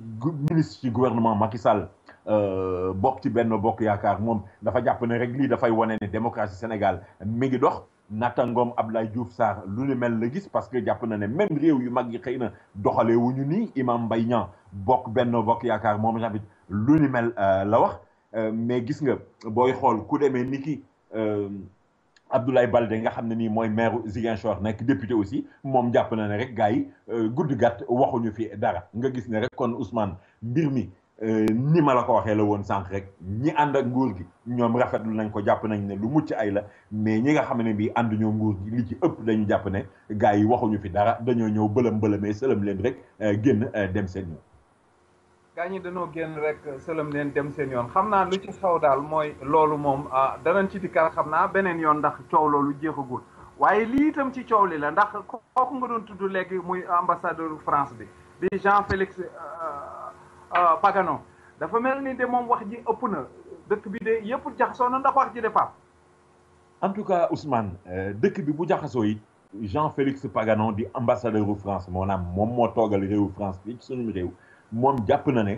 waxu fi lu jar nit di dóor doomam tey tamit moom jàpp na ba tey ne mbir mi bu fekkoon ne dañ ko ci delloowaat tamit mu delloo buum ca boy ga rek ndax moom nee na li nga xamee ne bii moom la wax biral ko li ëpp ci Sénégalais yi moom la ñu wax ndax nee na tey jii boo doon xool Sénégal li mu téeméer boo jël juróom-ñeent fukk ya li mu wax moom la ñuy wax wala moom la ñuy xalaat parce que nee na moom dafa ne rek atte Karim Wade bii de ñu dem ba ca cëppaandaw la ñu ne Karim li ñu koy topp dara defu ko ci non-lieu la am nee na loolu mooy doon mbetteel te loolu mi ngi ko wax ci benn émission bu ñu ko invité woon ci benn télévision avocat yi Karim Wade yi nag dal di jóg commencé xatraayu et am na ci réew mi ñoo xam ne tamit jóg di xatraayu parce que dañu ne dafa mel ni ambassadeur u France dafa condamné Karim Wade ba pare alors nee na nag moom gisewul noonu parce que nee na tey li mu wax moom dafa ne ñu bàyyi Karim mu dem loolu mooy nekk mbetteel mais nee na bu fekkoon ne dafa ne bu ñu ko bàyyi woon loolu dafay tekki ne doxaluñu yoon wala yu ni mel bu boobaa la ñuy wax ne dugg na ci lu mu waruloon a dugg parce que nee na yoon mooy demee noonu léeg-léeg nga gis ñu tëj ku deful dara wala léeg-léeg ñu bàyyi koo xam ne nii dafa def alors donc condamné innocent wala acquitté coupable nee na loolu dafay faral di am alors nee na ñaari affaire yooyu nag moom sorewu ci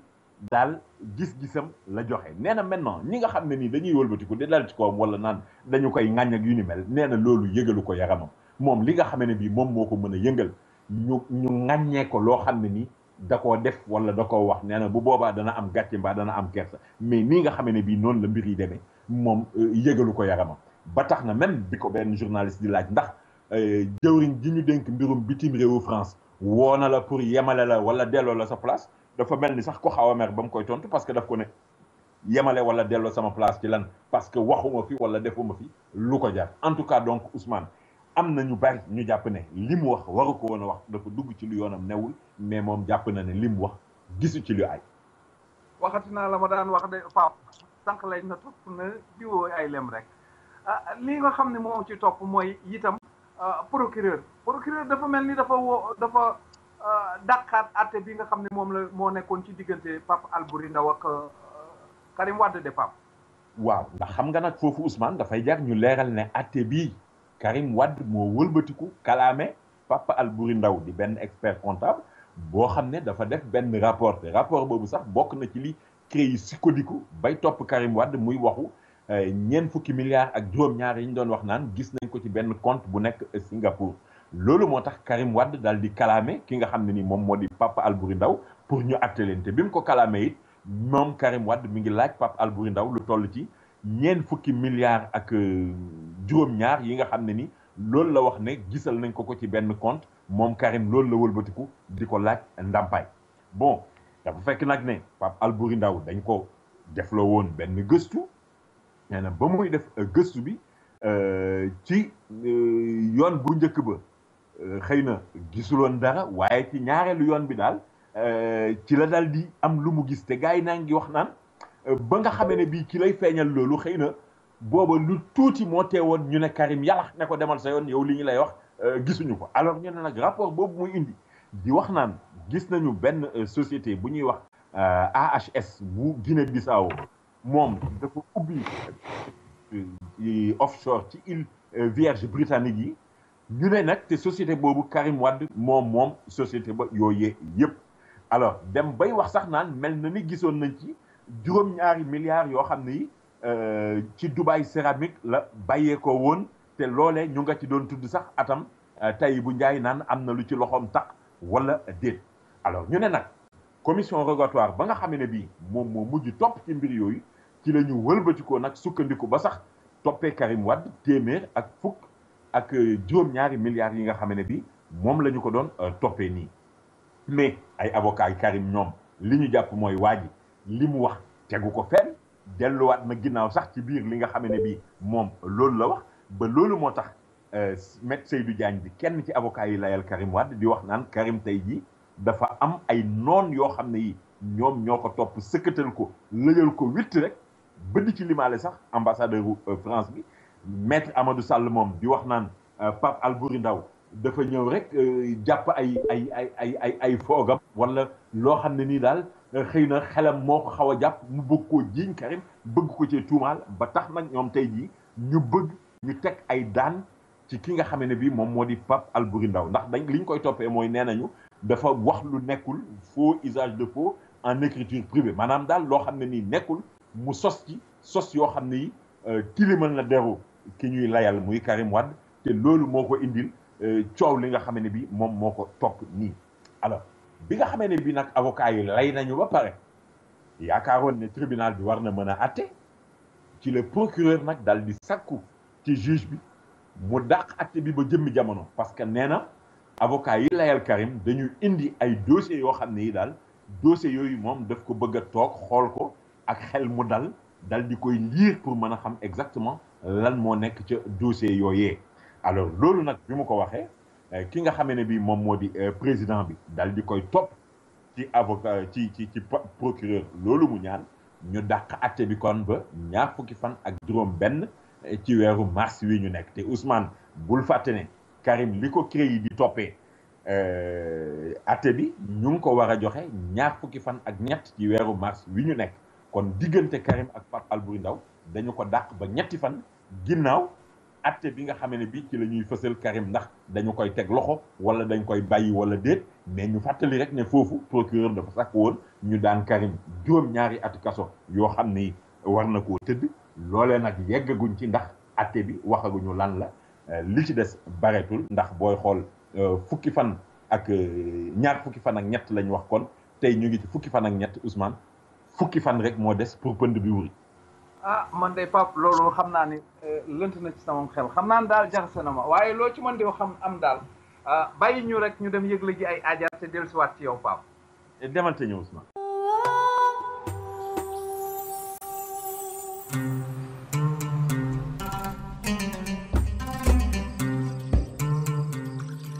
bu fekkee ne mas nga voyagé ci Royal Air Maroc xam nga ne seen avion yi yu yaatu la woon yu jekk lool te neex boo nekkee ci biir waaye nag gisagu leen lenn ndaxte li nga xam ne moom moo xew léegi mooy Royal Air Maroc indi na leen avion bu mag boobu nga xam ne compagnie yi ñu sow ci àdduna bi yëpp moom la ñu am muy Boeing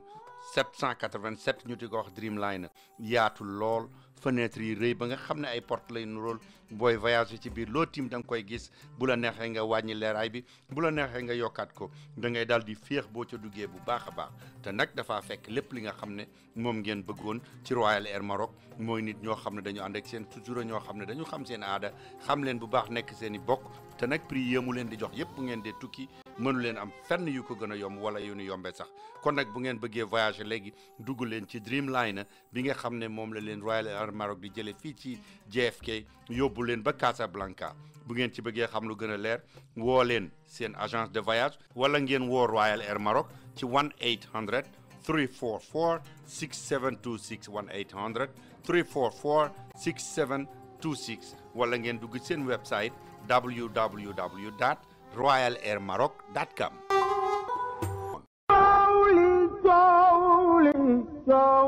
fépp fu nu mën a tukki moo xam ci biir réew mi la moo xam bitim réew rawatina nag bu dee Afrique suñu gos la fa nu war a dem mooy Kara Tour and Travel billet bu ñuy jaay ak avion boo bëgg a demee demal Kara Tour and Travel mu jox la ko ci njëg yoo xam ne mënuloo ko amee fenn xew wu nu am wu nu ñor dëgg fa nu war a dem mooy Kara Tour and Travel bu nu yegg si mu ñu jox suñu billet ci njëg yéenu gënal daal di ñuy wax avion ba nuy dugg ak kañ lay dem nu daal di dem ci lu gaaw a gaaw téléphone 212 683 2223.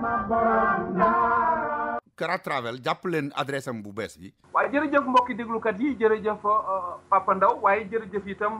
Fallou Dieng ci machine bi Pape dellu siwaat nañu dañuy ñëw nag ci mbirum politique mi dafa mel ni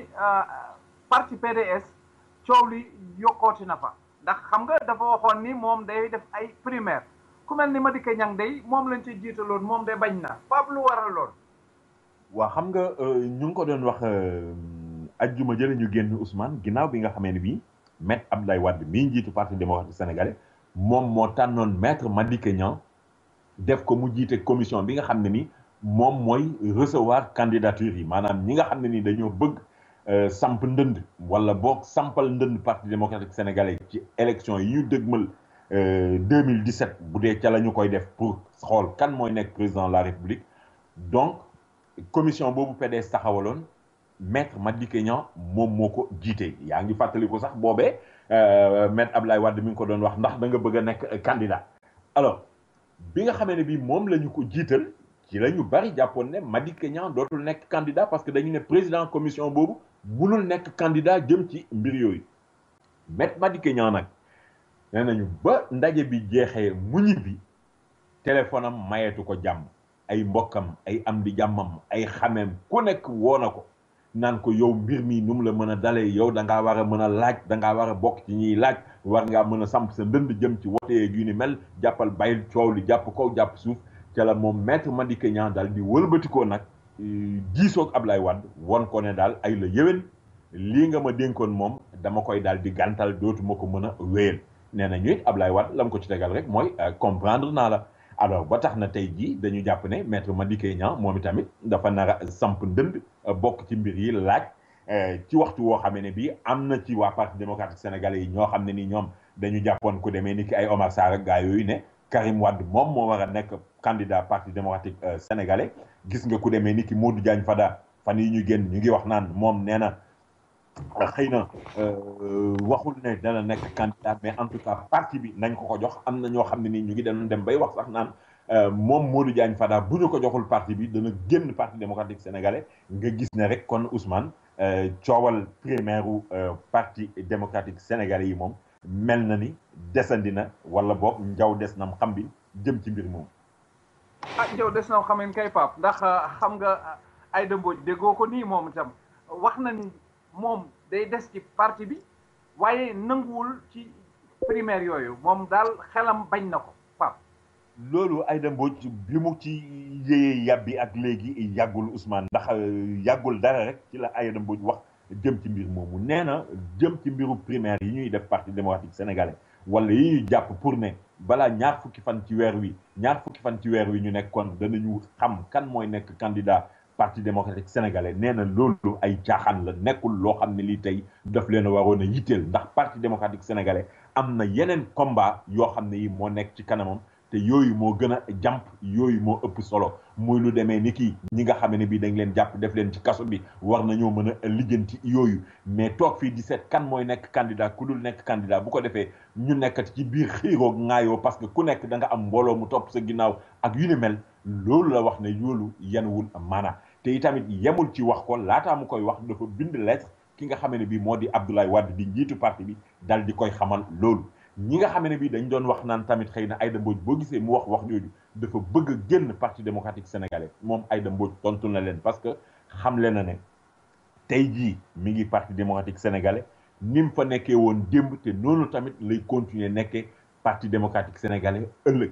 fenn la dul dem di fàttali même ba nga xamee ne bii génne woon nañ ko ci gouvernement bi temps yi fi parti démocratique sénégalais nekkee woon yore réew mi ba ñu ko génnee ay kii la ñu ko remplacé loon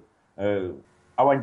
Ndiaye moom moo ko wuutu woon alors wuutu boobu ko Awa Ndiaye wuutu woon it taxuloon mu gedd dal di bàyyi li nga xam ne bii moom moo di parti bi kon nee na tey jii mi ngi fi dëgg la yi tamit Abdoulaye Wade bëggoon na daje ak moom mais fan yi ñàkk jot moo tax mënuloon toog ak moom waxtaan mais jàpp na ne ëllëg ci samedi gi dana dem gisajeeg moom waxtaan ak moom nee na moom mi ngi ci parti bi mais loolu nag tekkiwul ne su amee lu mu bëgg a wax du ko wax ahankay bu amee lu mu bëgg a wax daf koy wax ca kaw ñëpp dégg mais mi ngi ci parti bi tey mi ngi ci parti bi suba loolu mooy taxawaayu Aïda Mbodj Ousmane. waaw sëñ Mbacké Ndiaye mii nga xam ne dem na ba fële ba jëli fa fiche boo xam ne bii moom la ñuy bokkee ci ñi kii itam moom itam génn ci demande. ah non parce que Serigne Mbacké Ndiaye moom itamit dafa bëgg a samp ndënd parce que xam nga Serigne Mbacké Ndiaye mooy kaddu ki nga xam ne bii moom moo di Abdoulaye Wade bi mu jiitee réew mi bokk na ci ñi nga xam ne bii moom itamit jàpp nañ ne parti bi war na koo mën a jiite wala war naa mën a nekk bokk candidat wu parti bi parce que am na ñoo xam ne dañuy wax naan nañu seet yenn réew yu mag yi ni ñuy doxalee parce que booy xool réew bu demee ni ki France par exemple ñu ngi wax naan nga nekk fa njiitu parti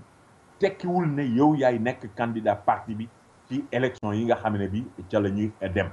alors nee nañu loolu tamit kon tey war nañoo mën a yegg ba foo xam ne ni dañuy xàjjaatle njiitu parti bi ak kiy nekk candidat parti bi loolu moo tax tey jii ñenn ñu bari jàpp ne war nañoo mën a samp ndënd te ñooñu Serigne Mbacké Ndiaye bokk ci alors fi mu nekk nii nag kan lay doon wala ndax danañ ca yeggi wala déet bu ñu gisee ne am nañu commencé ŋàññ doxalin boobu mi ngi ci suñu kanam te li ci des bareetul parce que ñaar fukki fan ci weer wi lañ waxoon ne ci la ñuy tànn kan mooy nekk candidat bu parti démocratique sénégalais Ousmane maa ngi la ko doon wax sànq tey la fukki fan ak ñett kon ayu bés dong moo ci des nañu xaar rek li ci kanam raw li gën. li ci kanam raw si gën kon Pape ci politique ba léegi xam nga Cheikh Seck mi nga xam ne moo nekk ci parti socialiste moom itam génnoon na ci jamono yi am lu mu wékk Khalifa Sall ba yëf yi daal mu nekk mu ngi mel ni luy jaxasoo ci parti boobu itam Pape nu mu demee loolu. waaw xam nga parti socialiste tam Ousmane booy xool dafa mel ni ñoom itamit tey jii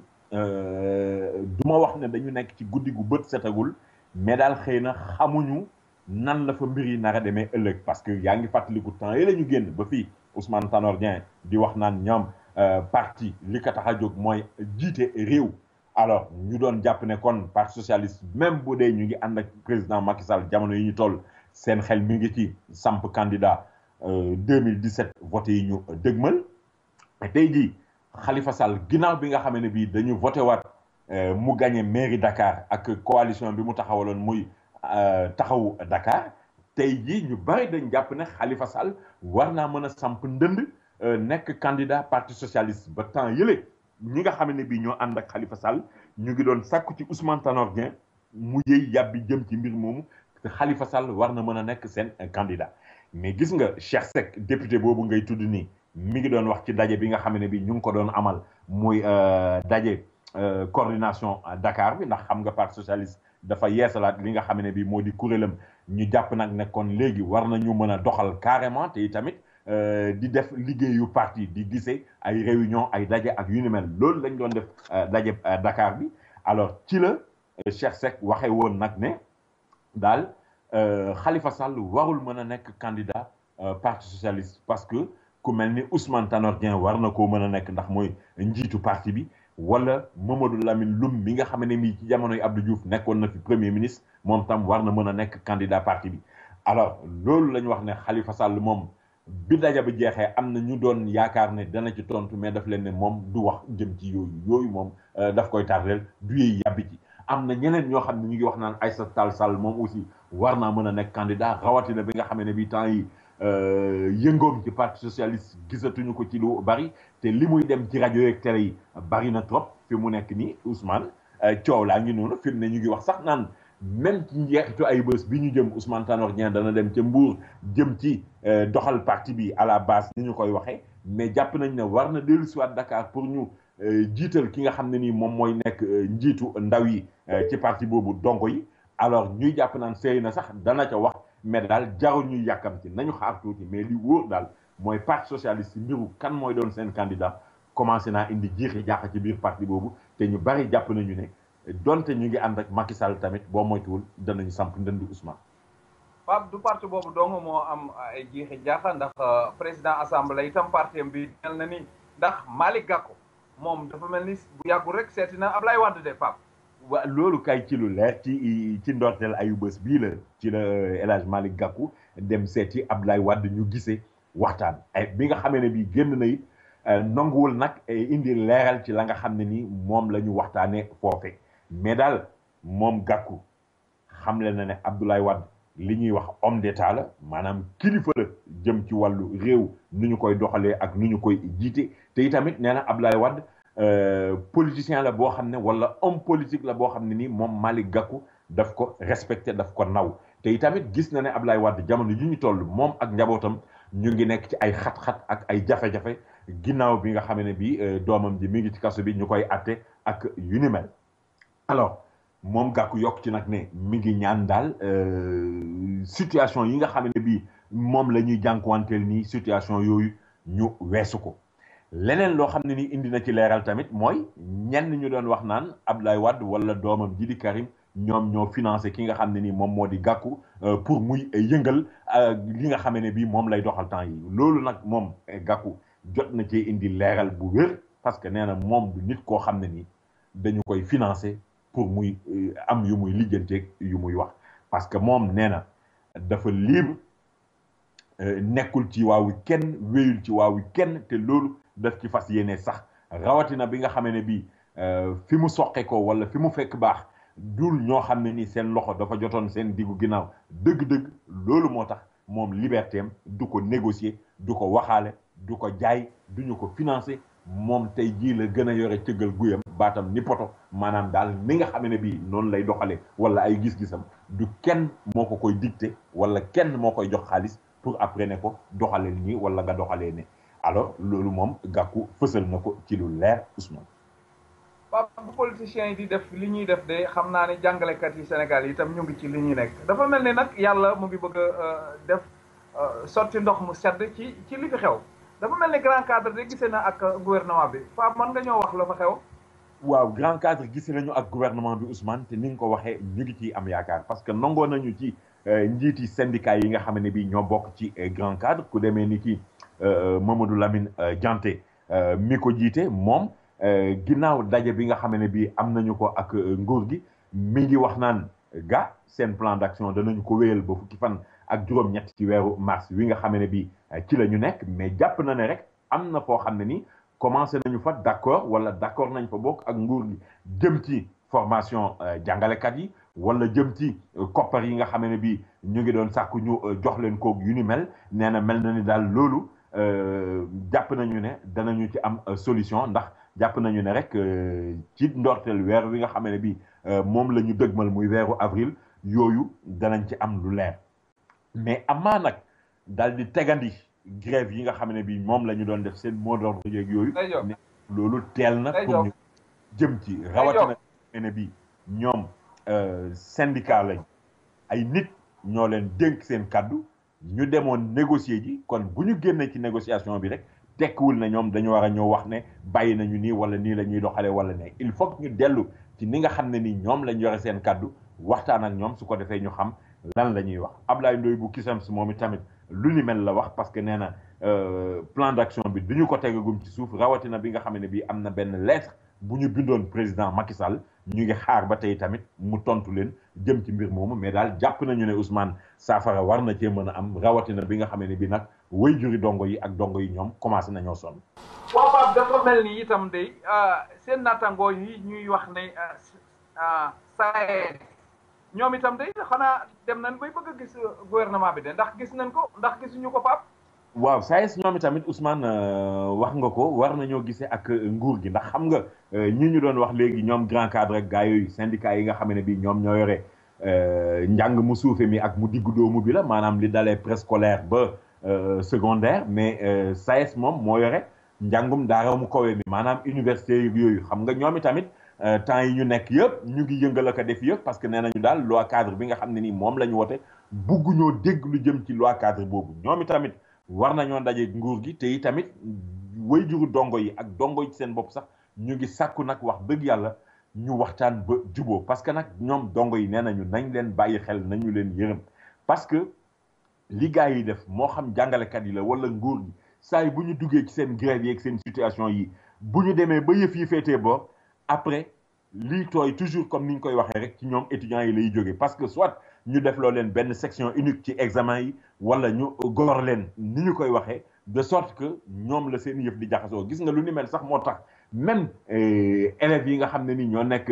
ci lycée yi fii ci banlieue bu Dakar bi ñoom ñu ngi doon wax naan grève yi bu ko gaa yi dakkalul ñoom danañu doxee foofe dem ba ca palais ba bu ñu demee ba ca palais ba daal di taxaw xaar parce que yaakaar nañu ne président Macky Sall bu leen déggee dana génn te bu génnee bu boobaa ñoom danañ ko jébbal bataaxal boo xam ne ni ci la ñu tënk li nga xam ne ni moom moo leen metti ba ñoom élèves yooyu doon wax naan bu ñuy def marché bi di dem te yooyee ñoom ay républicain lañu duñu toj duñu yàq duñu sànni mais dañoo bëgg rek dox ba yegg ci njiitu réew mi ma nga xam ne nii moom mooy président de la république donc te moom jàpp nañu ne wayjuru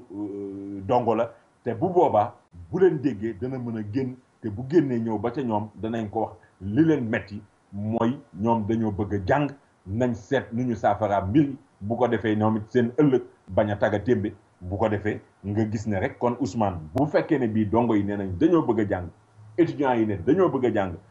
syndicats yi ak nguur gi di gisee jàpp naa ne rek boo moytuwul balaa yàgg xëy na saafara dana am parce que nag saafara dafa war a am. waaw waaye yàlla na saafara am waaye ndax gone yi mën a delluwaat ci jàngu ba waaye lu ci mën di nekk nag Pape bala ñuy dem ci jàngu ba ñun nañu dem yëgle ji ay aajar te delluwaat ci yow.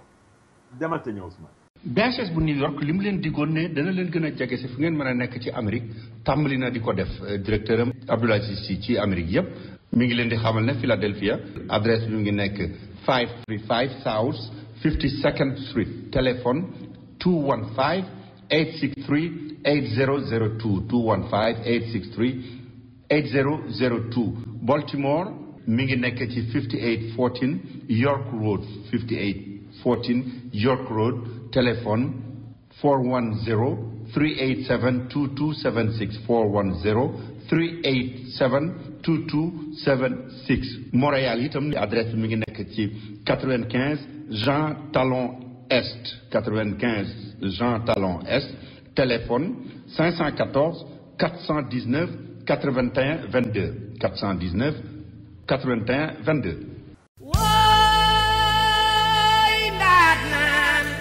képp ku yaakaar ne expérience am na lu ko mën a wuutu boobu da ngaa demagul Africa Travel Management boo demee Africa Travel Management ba fekk fa Cheikh Diwane Sylla ak expert ya mu àndal da nga xam ne agence boobu rek moo lay wax ne la avion boo bëgg a demee ak fu mu mën a jëm muy South Africa Delta Royal Air Maroc njëg yi gën a yomb ñoo la koy wax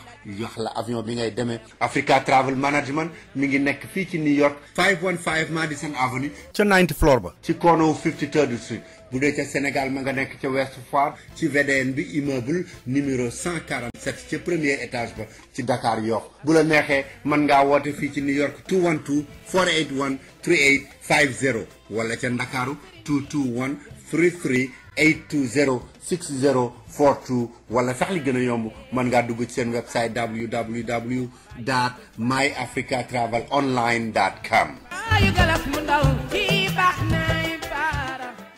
jërë ngeen jëf mbokki déglukat yi jërëjëf Fallou Dieng ci machine bi mbokk yi ba léegi yéen a ngi déglu rajo African Time ci WPAT 9:30 ci fii ci New York ba léegi yéen a ngi déglu itam xabaar yi ak yaatal gi ci ak Papa Ndaw Pape dellu siwaat nañu dañuy jàll nag ci mbirum réew mi maanaam boppu réew mi dafa mel ni dañoo dajaloo woon joxaat Sénégal Airline bi nga xam ne moom dafa waxoon ni day tëj ak dafay def leneen ak yooyu daal sonn daal dafa mel ni dafa leen ni leen ngeen wàññi salaire yi te am ñu ngeen dàq ci ñooña ndax mu continue waaw xam nga Ousmane Sénégal Airlines mooy compagnie avion bu Sénégal bi nga xam ne nii temps yi ñu toll yëpp ñu ngi ci ay jafe-jafe yu tar la ñuy wéyee fi mu nekk nii ña fay liggéey ñu ngi ñeenti weer yoo xam ne ñu ngi daw ci ginnaawam kenn fayeegu leen ko ba léegi te xam nga loolu diis na dafa fekk nag ne nguur gi dafa bëgg xool nan lay def ba suqaliwaat li nga xam ne bi moom mooy compagnie boobee ndax mu dox mais nag dafa am ñi nga xam ne nii ci ñoom la nguur gi yaakaar muy ay homme d'affaires ñoo xam ne nii dañoo yore seeni koppar ak yenn compagnie aviation yoo xam ne nii dañu bëgg ñu dugal seen loxo ci Sénégal Airlines pour mu mën a suqaliku mais ñooñu nag dafa am condition yoo xam ne dañu koo teg loolu moo tax nag tey nguur gi nga xam ne bii moom mooy actionnaire majoritaire bi ci Sénégal Airlines parce que capital bi boo ko defee téeméeri xaaj nguur Sénégal moom juróom fukki yi ak benn kon moom mooy actionnaire majoritaire bi loolu moo tax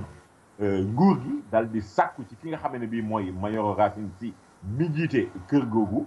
ne ko nag na dal di wàññi li nga xam ne bii mooy liggéeykat yi nañu leen a wàññi parce que ni ñu toll dafa jéggi dayo ba looloo tax payoor gi nga xam ne bii moom lañ leen di fay tamit compagnie bi attanatu ko alors loolu nag fi mu nekk nii ba ñu ko waxee njiitu directeur général bi daal di woo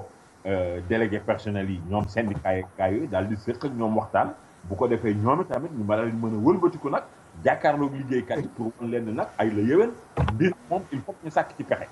alors tey jii li nga xam ne bii moom la syndicat yooyu jàpp mooy Ousmane kër googu di Sénégal Airlines bokk na ci li ko sonal nee nañu pilote yi mooy ñiy dawal avion yi ndax nee nañu tey jii booy xool kër googu nee nañu li mu am ci avion bariwul ay ñett ak yooyu ci lay toll mais nee nañu fanweeri pilote ñu ngi ci kër googee xam nga nag kon loolee jéggi na dayoo mais nee nañu tamit prestataires yi ñi nga xam ne nii dañuy ñëw di liggéey ñu leen di fay te xëy na ay prestataires dong lañu nee nañu nañu xool nu ñu wàññee ci côté boobu tamit mais am na ñeneen ñoo xam ne tamit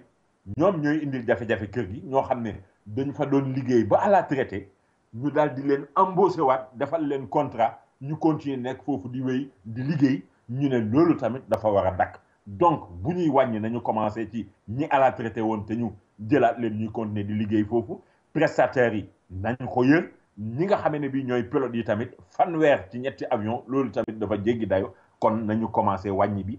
foofee mu mel ni nag kon fi mu nekk nii Ousmane mbir yi door na mais laaj bi nga xam ne bii daf koy yëkkati aussi mooy nguuru Sénégal bu ñu gisee ne mi ngi am ay jafe-jafe pour jox gars yi seeni payoor te ku ne wàññi nit ki boo ko wàññee war nga koo jox ay indemnité jox ko xaalis boo xam ne nii moom lay demee yoonam ñu ne nag kon ku am ay jafe-jafe pour fay nit ñi seen payoor yow fan ngay war a mën a jëlee loo xam ne ni moom nga leen di fay mu nekk seeni indemnité bon loolu ay laaj la yoo xam ne yi ñun yorewuñu tontu bi nguur gi nga xam ne ni moom moo sàkku ñu wàññi liggéeykat yi pour wàññi masse salariale bi ñàkkul xëy na am na ci pexe mi ngi ci suñu kanam Ousmane. Pape xam naa loolu day xamuloo nu mu demee waaye lii itam day xamoo nu mu demee xanaa juróom-ñett fukk juróom-ñett nappkat yi nga xam ne jàpp nañ leen ca Gambie xamoo lu ko waralam Pape. ah kay wallaay juróom-ñett fukki nappkat ak juróom-ñett lañu Ousmane booy xool ñu ngi nekk ci juróom-ñetti gaal gu nekk fukki nit ak benn ñoo ciy nekk moo tax lim bi toll noonu li leen yóbbee ñu jàpp leen mooy ñoom dañoo dem def yoo li nga xam ne ni moom la ñuy wax campagne mais dañoo dugg ci Gambie doon napp ci foo xam ne ni dañ ko tuddee aire marine protégée mooy li ñuy wax repos biologique mooy dafay am ci géej gi foo xam ne nii dañu koy tànn yenn saa yi même Sénégal fii suñu réew danañu koy def ñu ne fii bu fi kenn nappati bu ko defee xeetu jën yi nga xam ne bii ñoom ñoo fi ne bu fi kenn nappatul danañu mën di jur jën ya ñu jur nekk ay sellenc mujj nekk mag ba nekk ay jën yu mag bu ko defee ñu ubbiwaat mën a commencé waat nappaat foofu bu ko defee jën yi du jeex ci géej gi alors mool yooyu nga xam ne bii ñu ngi bàyyeekoo ci diwaanu Saloum alors donc dem di napp foofu nga xam ne nii dañ ko dañ tere ku fa napp ba ñu ko defee la leen waa Gambie daal di jàpp yóbbu leen nag police ñu mujjoon leen téye mais ba ñu leen téye dem na ba mujj gi ñu bàyyi leen mais bàyyi ba dafa ànd ak du ngeen fi pousser mètre du ngeen ko bouger alors léegi dem nañ nag ba yokk ci sax nag far ne ñaar fukki fan ak ñett ci weeru mars wii ñu ne ci la ñu leen di woowaat bu ñu leen woowaatee ñu wuy ji nag ci la ñuy xam ndax dañu leen di àtte wala dañu leen di baal wala dañu leen di alamaan wala seeni mbir daal nan lañuy lay demee ci wuyu boobu ñu leen di woo ñaar fan ak ñett ci weer wi ci la ñuy xam nan lay demee mais loo ci mën a dégg Ousmane ñoom ñoo tooñ ndax dañoo dem nappi foo xam ne nii dañu ko doon tere rawatina ba nga xamee ne bii nag ci réewu jàmbur la encore réewu jàmbur nag boo fa demee la ñu fay bañ boo bëggee jàmm bul ko def. bul ko la ñu fay bañ bul ko def loolu la am na Pape ñu jàll ci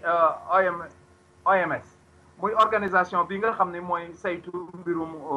wér-gu-yaram gi dafa mel ni dafa waxaat ci mbirum Ebola mi Pape lu mu ci wax mbaadu Ebola bi dafa dellu seeti. déedéet Ousmane dalal sa xel Ebola dellusiwul mais tamit jógee gu fi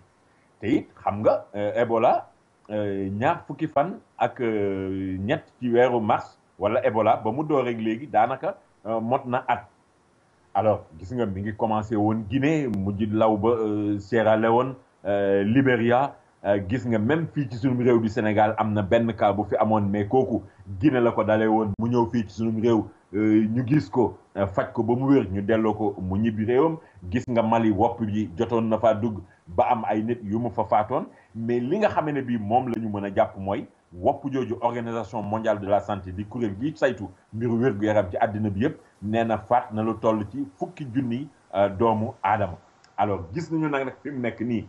wopp ji mel na ni mi ngi dellu ginnaaw ndax Libéria réew mu demee ni ki Libéria nga xam ne wopp ji sonal na leen lool tey jii bu ñu xoolee amul benn cas Ebola boo xam ne ni am na foofee ca réew moomee alors kon xel commencé naa dal mais tekkiwul nag ne dañuy dellu ci def lu ñu neex déedéet du demee noonu nag nañu bàyyi xel ne wopp ji mi ngi fi ba léegi donte nag mi ngi dellu ginnaaw en tout cas daal Ousmane bu yëf yi continuer ni nga xamee ne bii noonu lay doxee nii mën nañu am yaakaar ci ne wopp ji dana fi doxee réer rawatina bi nga xamee ne bii ñu ngi toppatoo ay ñàkk ak itamit ay garab yoo xam ne war nañ ko mën a faje bu boobaa xëy na xel dana mën a dal bu baax ndax wopp nag bu ñu amee garab yu koy faj ci la xel di gën a dal que ni nga xamee ne bii noonu la fi Ebola bi nekkee woon amuñu woon garabam Ousmane. Pape bi feebar yi itam day du Ebola waaye feebar bu la jël jamono la de li ñuy wax insuffisance rénale dafa mel ni ñu ngi doon kii bisam démb waaye mel na ni de ñi ci feebar am nañ coow de Pape. waaw insuffisance rénale Ousmane wax nga dëgg wopp la joo xam ne nii dafa doy waar te ñu ngi koy wax ci tubaab sax ñu ngi ko tuddee le tueur silencieux maanaam ki nga xam ne bii day faat ay doomu aadama te du ci boole coow ndax xam nga insuffisance rénale li koy indi mooy li ñu naan roño ci doomu aadama ndax xam nga cër boobu dafa am solo nit ku nekk ñaar la ciy am te moom cër boobu li ko tax a jóg mooy moom mooy purifier maanaam moom mooy segg deret doomu aadama di ci dindi li demee ni ki ndox mi nit kiy tuur bu duggee ci wanag wala di ci génne ay xeetu tooke yoo xam ne yi bu nekkee ci biir yaramu doomu aadama bi poson lay doon ci moom mën na koo faat dafa fekk nag léeg-léeg dafa am feebar yoo xam ne lu demee ni ki bu demee hypertension bu ànd ak diabète ànd ak ay infection léeg-léeg loolu ñaare moom mooy indi jafe-jafe ci cër boobu nekk ci doomu aadama ba mu di ko jural li ñuy wax insuffisance rénale gis nga Sénégal ñu ngi ci doon taxaw pour xeex ko demoon nañ bay wax sax naan léegi ñi mu dal ñu leen di defal hémodialyse parce que il faut que ñu yóbbu leen hôpital deret ji nekk seen yaram muy génn di jaar ci benn machine bi di ko satal di def liggéey bi roño yi waroon def di ko delloowaat ci biir yaramu doomu aadama ji loolu nag nekk loo xam ne ni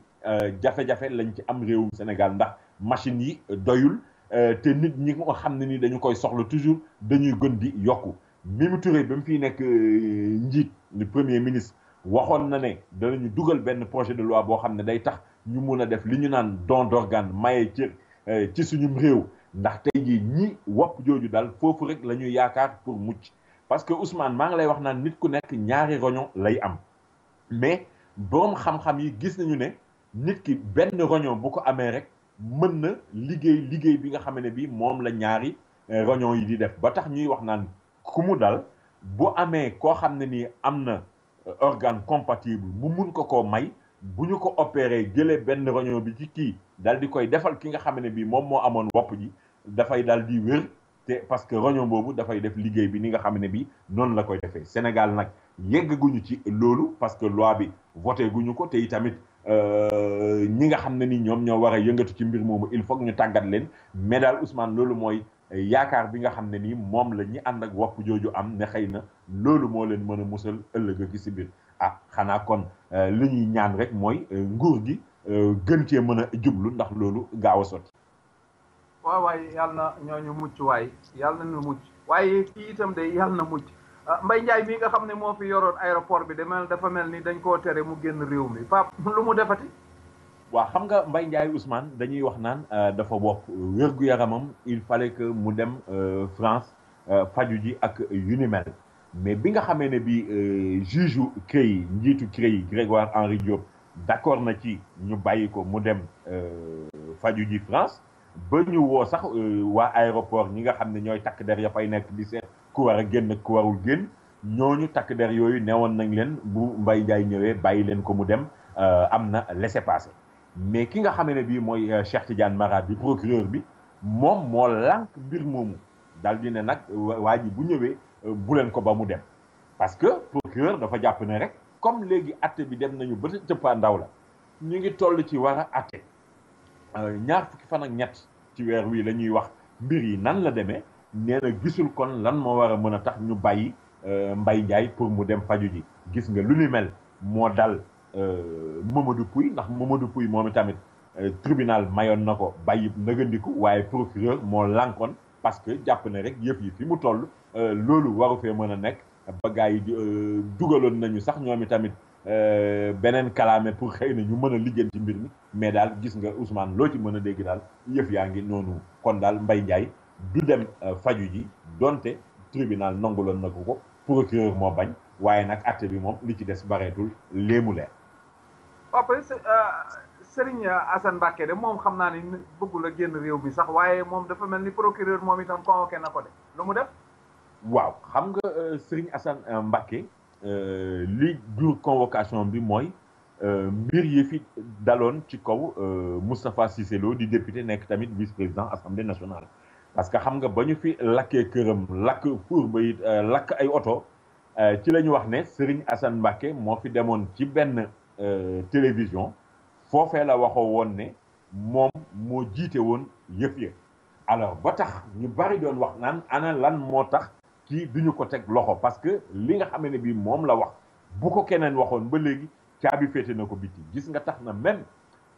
Sidiki Kaba di jëwriñ di ñu dénk mbirum yoon dem bu mu fi defoon assemblée nationale Moustapha Cissé Lo doon na ko laajaat jëm ci mbir moomu waaw ana lan moo tax kii wax ji mu wax ba léegi dara fekk ko ci te Cheikh Béthio Thioune par exemple teg nañu ko fi loxo def ko ci kaso bi doon lijjanti ay mbiram ak yooyu alors ca la maître Sidiki Kaba waxee woon ne en tout cas li war danañ ko def enquête yi danañ ko def mel na ne nag kon tey jii ñu ngi ci yoon woowu ndax procureur bu Njaaréem ñu di ko wax Thierno Demba Sow moom moo woolu ki nga xam ne bii moom moo di Serigne Assane Mbacké pour mu wuy ji ci ndorteel ayubés bii ñu dëgmal Ousmane. alors moom Serigne Assane Mbacké dëggal na loolu mais lam te yokk mooy du lenn budul rek daal président Macky Sall moo ko bëgg a jàppalu moom moo ngi indi affaire yooyu dem na sax ba di ci yëkkati kàddu yoo xam ne yi di ko teg ci kaw président Macky Sall te loolu mën na koo jural ñu topp ko tamit li nga xam ne ni moom la ñuy wax offense au chef de l'État dem na ba li ci yokkat naan sax Moustapha Cissé Lo li nga xam ne bi moom la fi waxoon bu ko waxaatoon du yoon waxul sax jëf ju mel ni dañ ko defoon mais dañuy faat bakkanam bi yoon loolu it nekk lu ko mën a jural menace de mort mais jaawal ñu ci yàkkam ci Ousmane buñ ci sore comme woo nañ ko fa mbaxana doone benn bu demee wuyu ji danañu xam yëf yi fan lay mujj même si moom mi ngi wax naan en tout cas pare na wóolisam bu dee kasob njaareem mbaa bu dee rëbës fuñ ko ci mënti yóbbu yi tamit mën na faa dem toogi xaarub atteem moom i tamit nañ xaar ba xam rek fan la wànnent di mujj ki gëtam Ousmane. Pape du moom rek de moo pare ay wëlisam ndax Aïssatou Gueye Diagne muy itam de notaire bii boo sàggantul dina pare ay bagaasam ndax li ñu wax ci ay condamnation bari na di Pape. waaw Aïssatou Gueye Diagne day Ousmane loolu ngay wax ni léegi jaaxal nañu bari ndax booy xool rek Ousmane diggante atum 2008 ak 2013 Maître Aïssatou Gueye Diagne am na fi lu toll ci ñaar fukki yoon ak ñeent yoo xam ne taxaw na ci kanamu tribunal atte ko teg ay daan ci kawam yii di ay daan yoo xam ne ñu ngi waxu doon nañ fi wax même ñaari ati kaso yoo xam ne yi tegoon nañ ko fi ci kawam boole ci mandat d'arrêt fuñ ko gis nañu ko jàpp ak i tamit juróomi téeméeri millions yoo xam ne yi dañu ko tegoon ci kawam ndoddam mu war ko fay te gis nga loolu mooy benn atte boo xam ne nii ñu ngi ko doon toppee sax ci booy xool atum 1998 ba nga xamee ne bii non benn terrain bu mu jaayoon ci atum 1998 te ñu ne terrain boobu ñu jaay ci atum 1998 ñañ wax ne ñoom moomoon terrain yi ñoom ñoo ko jaay te moom mu defoon acte notarié bi ci at moomu ñañ waxoon ne ñoo jaay terrain bi ñooñu ñaar lañu woon kenn ki mi ngi génnoon àddina ci 1984 keneen ka ca des génnoon àddina ci 1987 loolu moo taxoon ñu jàpp ne acte notarié boobu ab faux la woon ña ko ci doon topp nag di Rokhaya Gueye ak Malick Gueye ci benn terrain boo xam ne mi ngi leen ko jaayoon mu nekk Grand Yoff mais gis nga bi yoon li ko musal sax mooy xam nga bu ñu la attee ba ne nañ la tëj boole ci ñu def li ñuy wax mandat d'arrêt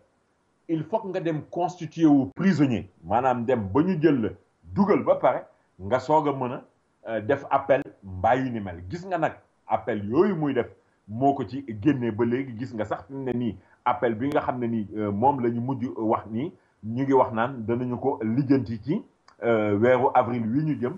juróom-ñetti fan ya ci la ñuy yëraat appel boobu gis nga diggante 2008 2013 ni ma la ko waxee li ñu ko fi tëj ak li ñu teg ay alamaan ci kawam bu ñu ko xoolee to ëpp na milliard ci suñuy koppar xanaa Ousmane nañu xool ba xam rek ndax moom tamit dana mos a dugg wala danañ ko mos a jàpp ci tëj yi ñu koy tëj wala boo xëy na moom am na fu muy jaar toujours galgal bu muy roof ba mën a rëcc ndax nag notaire yi tamit am na lu mu xam ci yoon mais daal jarul ñu ci yàkkam ci nañ xaar ba xam rek fu yëf yi mujj. Pape te itam de soxna na galgal directeur général bi fi nekkoon bu Soleil bi fi nekkoon moom itam day xanaa bëgg soxna na galgal de. waaw Mamadou Seydi Ousmane fi mu nekk nii li nga xam ne ni moom la procureur di sàkku ci moom bu ñu ko ci toppee moom dana yàgg ci kaso bi ndax procureur ñetti ati kaso la sàkku pour ñu teg ko gàll ko ci am ndoddam ndax moom dañ koy topp ne dafa luubal lu toll ci ñetti téeméeri million ak fanweer ak juróom-ñeent suñu xaalis moom la wax ne moom la luubal alors avocat yi nga xam ne bii nag ñooy layal société sénégalaise de publicité et de presse ñi koy topp ñoom ñu ngi sàkku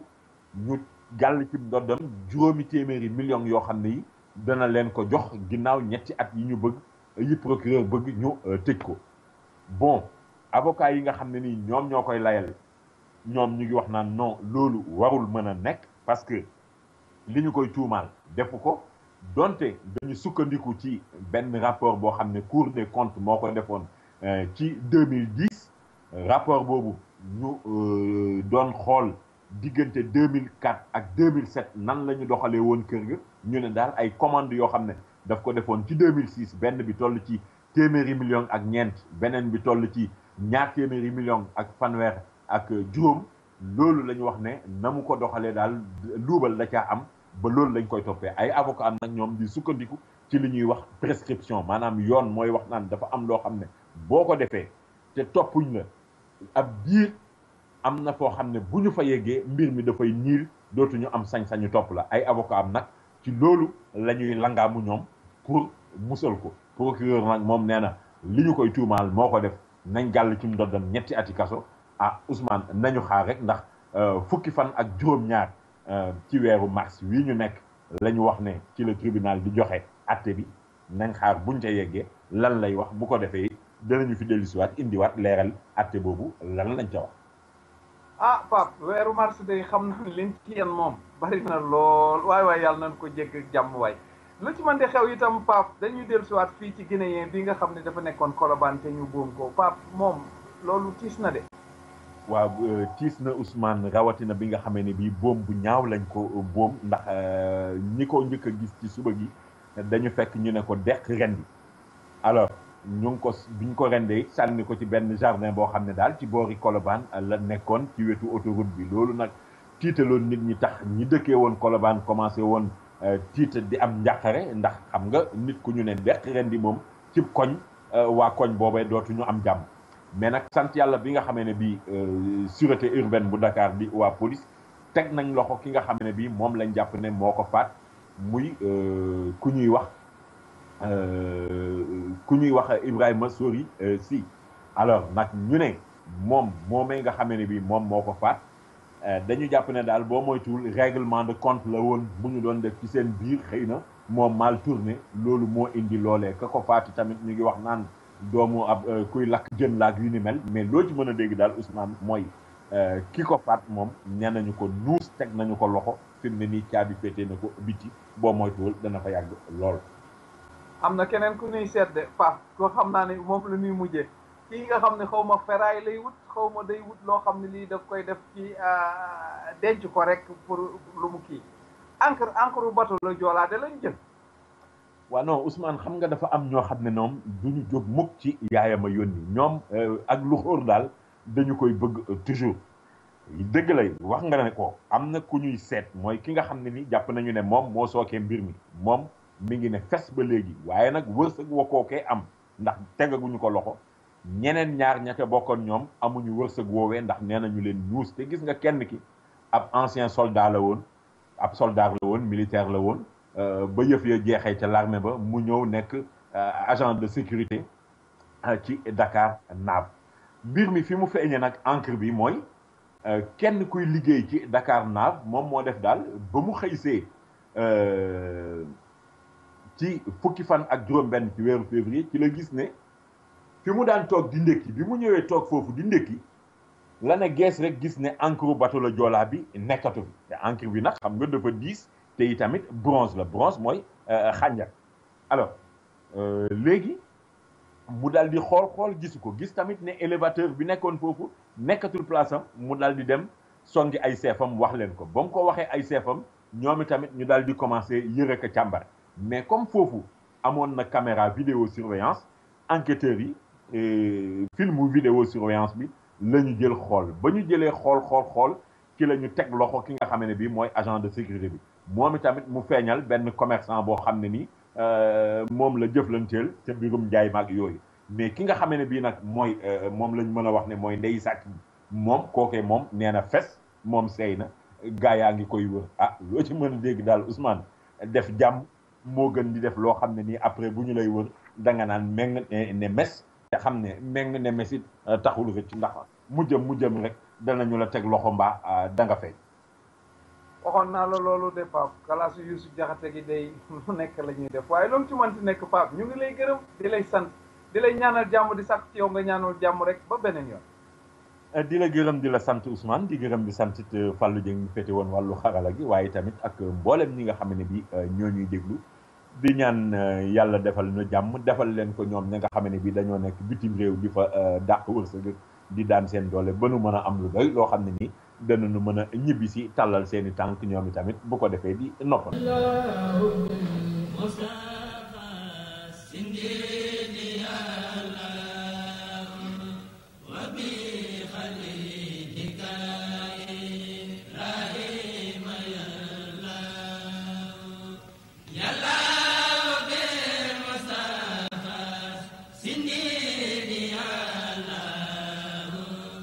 أعوذ بالله من الشيطان الرجيم بسم الله الرحمن الرحيم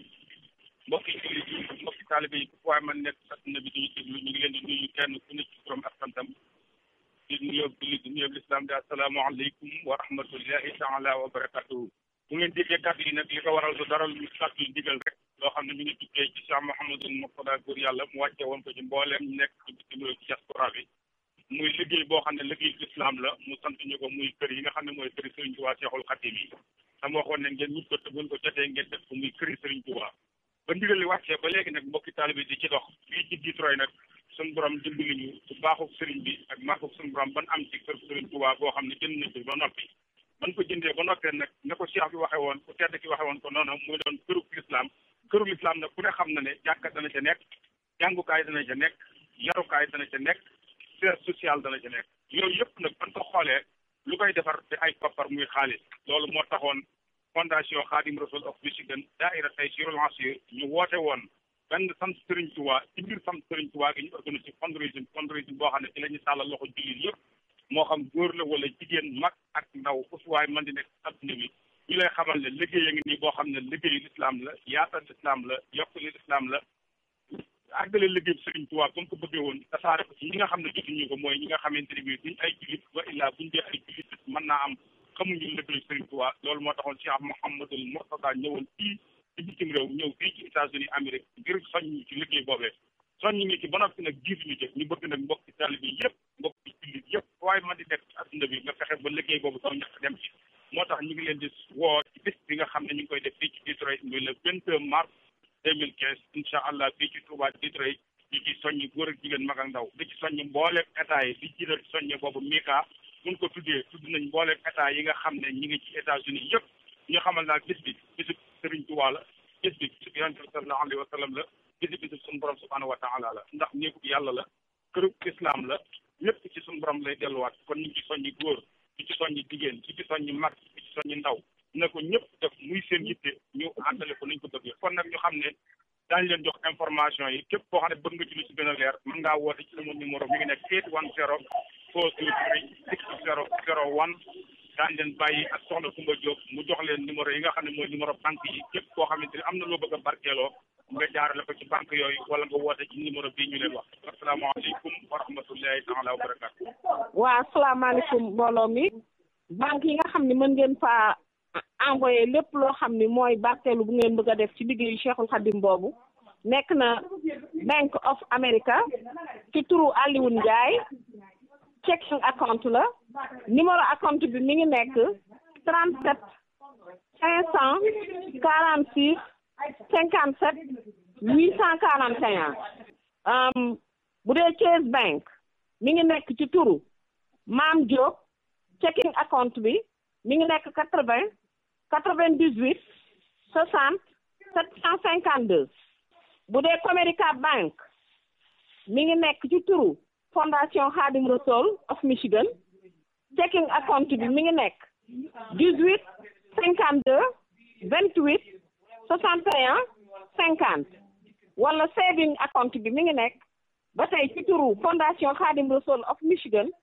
saving bi account number bi mi ngi nekk 940 792 70 79 bu dee da nga bëgg a envoyé nag money order ba tey mën nga koo envoyé ci adresse su fondation bi mi ngi nekk 21 500 Schoolcraft Road Detroit Michigan 48322 loolu mooy poste bu fekkee da nga ko bëgg a envoyé par postal mail payable bi yaa ngi ciy bind timit payable to Fondation Khadim Rassoul at 21 500 Schoolcraft Road Detroit Michigan 48223 loolu moo doon information yi nga xam ne wala ngeen dem ci sunu website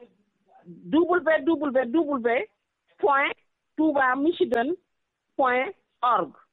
www.toubamichigan.org su ngeen fa demee bu ngeen fa cliquer di ngeen gis kër gi ni kër gi mel ak bu fekkee da ngeen a bëgg a PayPal système bi mi ngi foofu ak lu ngeen bëgg information bu ngeen ci bëgg a am rek di ngeen ko fa am incha allahu rabbi mën ngeen a woo nag sëñ Abdou Diaw ci numéro téléphone am mën ngeen ko woo wala bu ngeen amee lu ngeen di barkeelu mën ngeen ko yóbbu ci 99 cent sëñ Fall bu Modou Gueye wala Matlabul Fawzeyni bi nekk fii 116 diggante Lenox ak 7 wala ngeen jox ko Abdou Diaw bu neexee yàlla dina leen teg ci yoon wala ngeen jox ko asalaamaaleykum mbooloo mi jërë ngeen jëf. leen di sant bu baax di leen gërëm di ñaan képp ko ci def saw ñax yàlla na Sëriñ Tuubaa fay wasalaamaaleykum wa rahmatullah.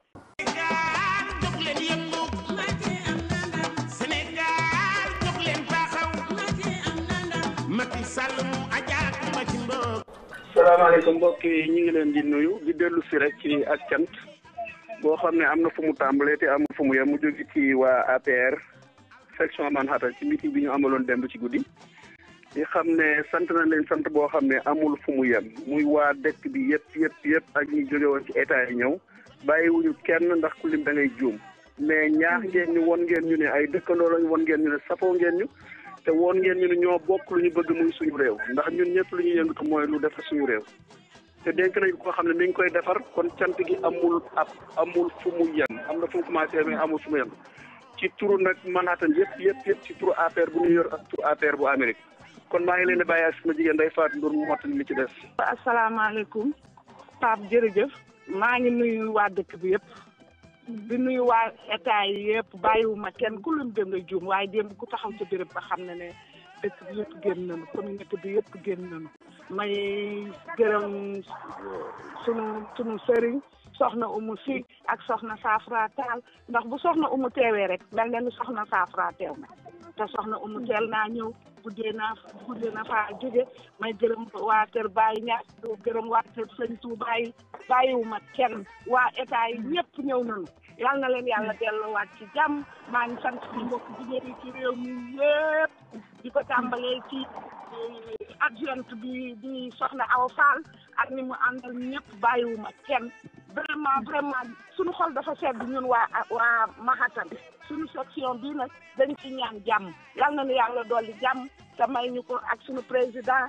bu gisee tasat bi dina xam ne ñun nii ñoo ngi liggéey ñun waa section Manhattan ñoom maa ngi sant ñëpp di gërëm ñëpp bàyyiwuma kenn bàyyiwuma góor ñi bàyyiwuma jigéen ñi seen taxawaay rafet na taal ba dafa soosoon jël ku fa ñëw démb rek sa yaram daw na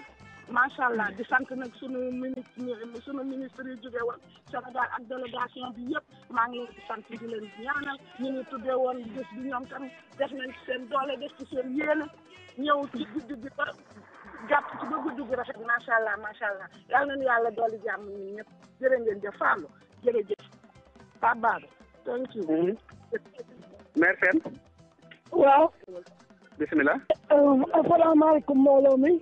ñoo ngi leen di nuyu kenn ku nekk turam ak santam di wane suñu mbégte ci meeting bii nga xam ne moom la ñu def démb. tubaarkalla macha allah muy meeting APR. ñu def fi loo xam ne nag njëbani mosu fee am waaye gën nañu koo gis ndax góor génn na jigéen ñi génn na mag ñi génn nañ ndaw ñi génn nañ boo taxawee ci saal bi fa day yaram day daw. ndax da nga doon jigéen ñi rek ñoo yor meeting bi waaye boo tourné ci paasu góor ñi ni ñu toogee assisté meeting bi ba meeting bi jeex da ngay kontaan ba ci 5 heures du matin bi may tas saal baa ngi fees dell ñu teerul mu sunu gan ñi nag teeru boo xam ne amul yamukaay ñu gërëm suñu ministre yi di gërëm suñu député yi di gërëm ñu ñëw di gërëm ñu ñëwul di gërëm 50 états yi yëpp bàyyiwunu ma góor bàyyiwunu ma jigéen ndax fu nekk nit ku baax jóge na fa di gërëm sunu sang yu baax yi comme ni mu wax ndax teewaayu soxna Umu fii ak teewaayu soxna moomu seen da nga xam ne ñi nga xam ne ñoo ko fi toogaloon ñu yaakaar Sëñ Tuubaa toogaay boobu rafet na kon ñoo ngi leen di sant di leen gërëm di leen ñaanal bàyyiwuñu nag Bronx bàyyiwuñu New Jersey bàyyiwuñu Brooklyn bàyyiwuñu Harlem bàyyiwuñu 50 états yi ñëpp teew na mu seen teewaay rafet na ñi nga xam ne dañoo dagg seen billet avion di ñëw xale tubaarkàlla ñu yore woon organisation bi mu mel ni ñoom sa baabu ñoom Amar Diop Seck ñoom Nagay Mbuub ñoom am ak ñeneen ak ñeneen ak ñeneen ak ñeneen ñoom ñëpp seen liggéey rafet na même liggéeyal nag suñu président te xam ne mooy suñu président te fi ma yóbbu réew mi yal na ko ci yàlla jàppale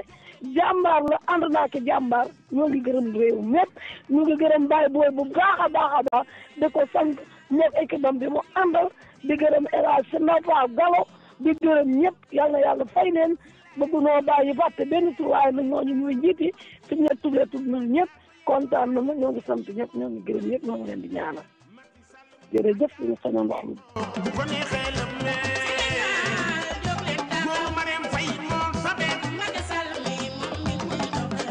mbokk yi ba léegi yéen a ngi déglu rajo African Time ci WP80 9:30 ci New York.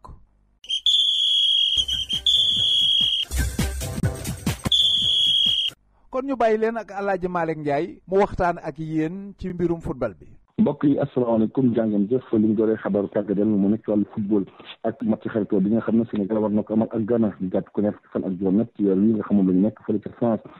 mu nekk tamit match bu njëkk boo xam ne Aliou Cissé dina ko def ci bangu équipe nationale bi mu Aliou Cissé moom sax ñu fi duñ dénk wàllu tàggat yaram dara loon na ko ak ajiba bi nga xam ne moom la ñu génn Aliou Cissé kat nee na noppi na maanaam ngir rek li ñu ko sant def ko bu baax a baax nguur Sénégal tamit nee nañ ñoom noppi nañ ngir rek maanaam jax taxaw kii Aliou Cissé ba tey ci wàllu football ñu championnat d'Afrique yi nañ am fii Sénégal ñu jàpp ne kat suñu mbir mi nag ñu gën a jafe ngir gaynde Sénégal yu ndaw yi ginnaaw ba ñu ñàkk seen diggante ak Nigéria 2-1 def match ñu 2 partout seen diggante ak Côte d'Ivoire ñu jàpp ne Sénégal war a amal match bu mujj nag samedi la doon suba ci digganteem ak équipe bi di Congo dafa war a gën waaye tamit ñaan Côte d'Ivoire daal di nar su fekkee Sénégal bu gën a qualifié ci wàllu demi-finale yi Nigéria moom mi nga xam ne am na ñaari ndam moom qualifié la ci wàllu demi-finale yi ci poule B bi Ghana moom ak Mali ñoom am nañ seen ticket ci wàllu demi-finale yi ginnaaw ba ñu gagné seen ñaari match yu njëkk yi championnat d'Afrique yi yooyu nag ñoom fii Sénégal waaye kat lii dafa mel ni ko yóbbu fii ci biir Sénégal club sénégalais yi bokk ci wàllu compétition africaine di amal ay jongante ay bés bi ñu nekk ci Coupe CAF mu war di dem fële ca Ghana war fa siqal bu Ghana ci Ligue des champions Pikine moom war a seeti bu Alger ñu wax ci wàllu Ligue européenne des champions tamit Sénégal yi nga xam ne moom dem na ci wàllu quart de finale yi ñoom kat la ñu def match nul 2 partout seen diggante ak Chelsea di match nul boo xam ne kat moo la yóbbu ci wàllu second tour ba xaaj bi njëkk bi nag ñaari équipe ku nekk di gërgëloon sa morom ak benn bal Real Madrid tamit moom qualifié na doon sax dafa ñàkk diggante mag Schalke 04 ñetti bal ci ñett fële nag ca Espagne yaa Schalke 04 nekk gis benn doomu Sénégal boo xam ne kat yaayam allemande la papaam nekk nag doomu Sénégal Souleymane Sané mu def match bu mag a mag a mag kooku nañu ko duppee Leroy Sané mu nekk doomu Souleymane Sané nekkoon nag ancien international bu Sénégal dañ ko jeexalee wàllu lamb ak tamit Mouhamed Ndao Tyson di si war nag ci combat bi war a am diggante ma Gris Bordeaux ñu jàpp ko ñetti fan ci weeru mai ci waxtaan boo xam ne seqan ko quotidien bi jël acteur bi kii jiite bi faale kat nee na moom noppi ne ngir rek sëgg Gris Bordeaux pour combat bu saf sàpp lay doon ba tey ci wàllu lamb Balla Gaye demoon suñu fële ci Amérique moom kat dafa demoon ngir rek waajal combat am digganteem ak Eumeu Sène ñu jeexal ko tournoi RVV bi nga xam ne nag ñu ngi koy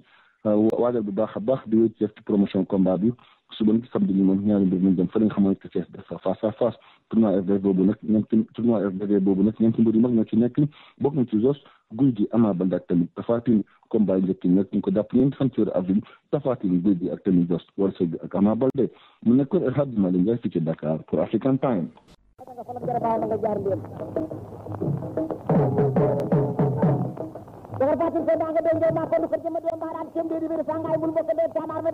mbokk yi ñu jox kàddu gi Khadim Samb mu dikk ak yéen ci lamb ji. jërëjëf Fallou ñu ngi lay nuyu foofu ci États-Unis Amérique di nuyu Daababu bi nga xam ni moo kilifa gi jiite African Time foofu ci Amérique di nuyu képp kuy sénégalais ak sénégalais rawatina africain yi nekk ci New York rawatina ñu nekk foofu ci Harlem di leen siyaare di leen ndokkeel di leen sargal ci àjjuma ji nga xam ni moom la ñu yendu tey fas yéene dellu si waat ak yéen ci li nga xam ni moo fi xew ci làmb ak li mu dëgmal xam nga ni fi mu ne nag liñ naa wuré wi dem na këng waxi mag dem dañ taali bàgg war mbaam daam baabu moo am ndax xam ngeen ni fi mu nii combat yi nga xam ni moom la ñu doon xaar yëpp jige si na jàpp nañu date yi li ñu yaakaar ni combat yu mag bu am ren dana am donte sponsor yi gisuñu leen ndax xam nga ne combat bi nga xam ni moo jaar ci diggante Balla Gaye numéro 2 ak Eumeu Sène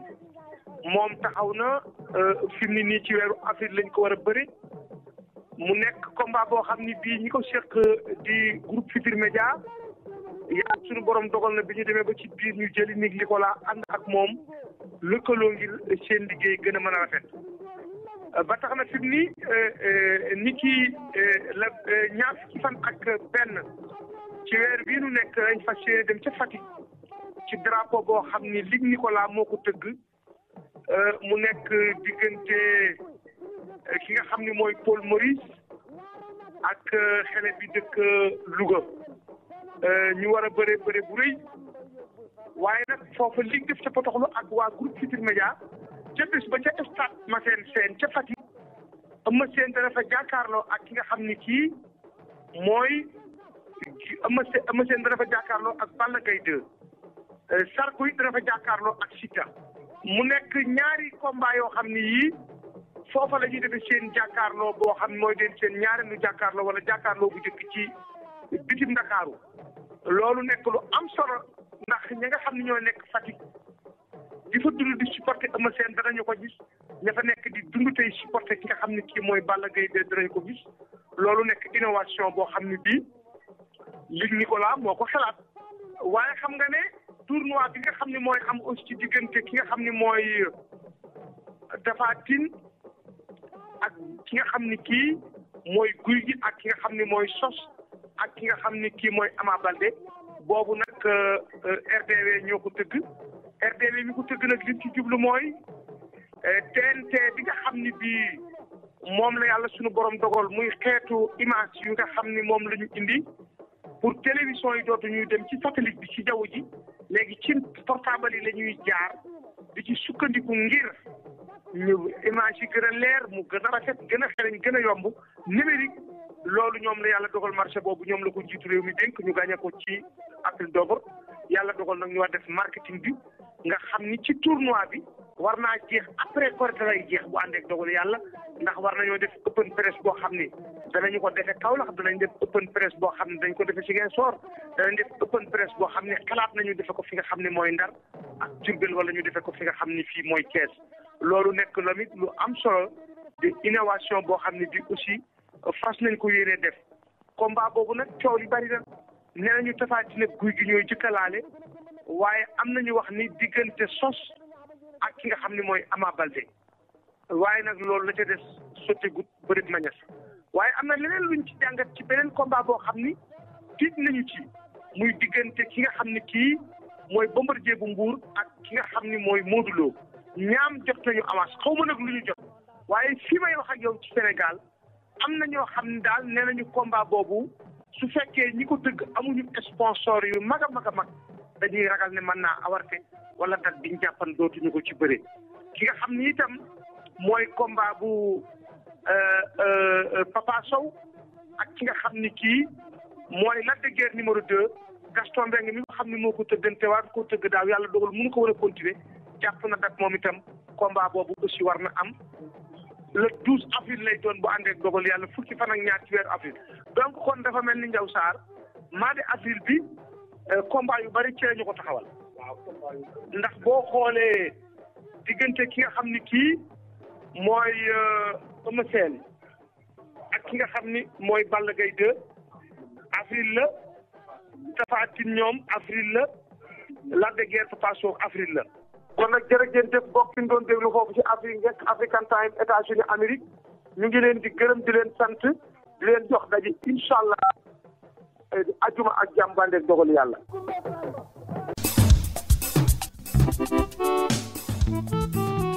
jërë ngeen jëf mbokk yi ci li ngeen nekkoon ak rajo African Time lii nag mooy li fi dikkoon ci ay xibaar te nu mënoon leen koo jottali kon nag Ousmane Lo ak Fallou Dieng ak ñi nu àndaloon ci njiital Dame Babou ñoo leen di tàggu te di leen balu ak te di leen ñaanal jàmm ak xéewal tey sàkku ci yéen ak ñaan nag te di leen tàggu tey ba beneen ajjuma dikkati ak jàmm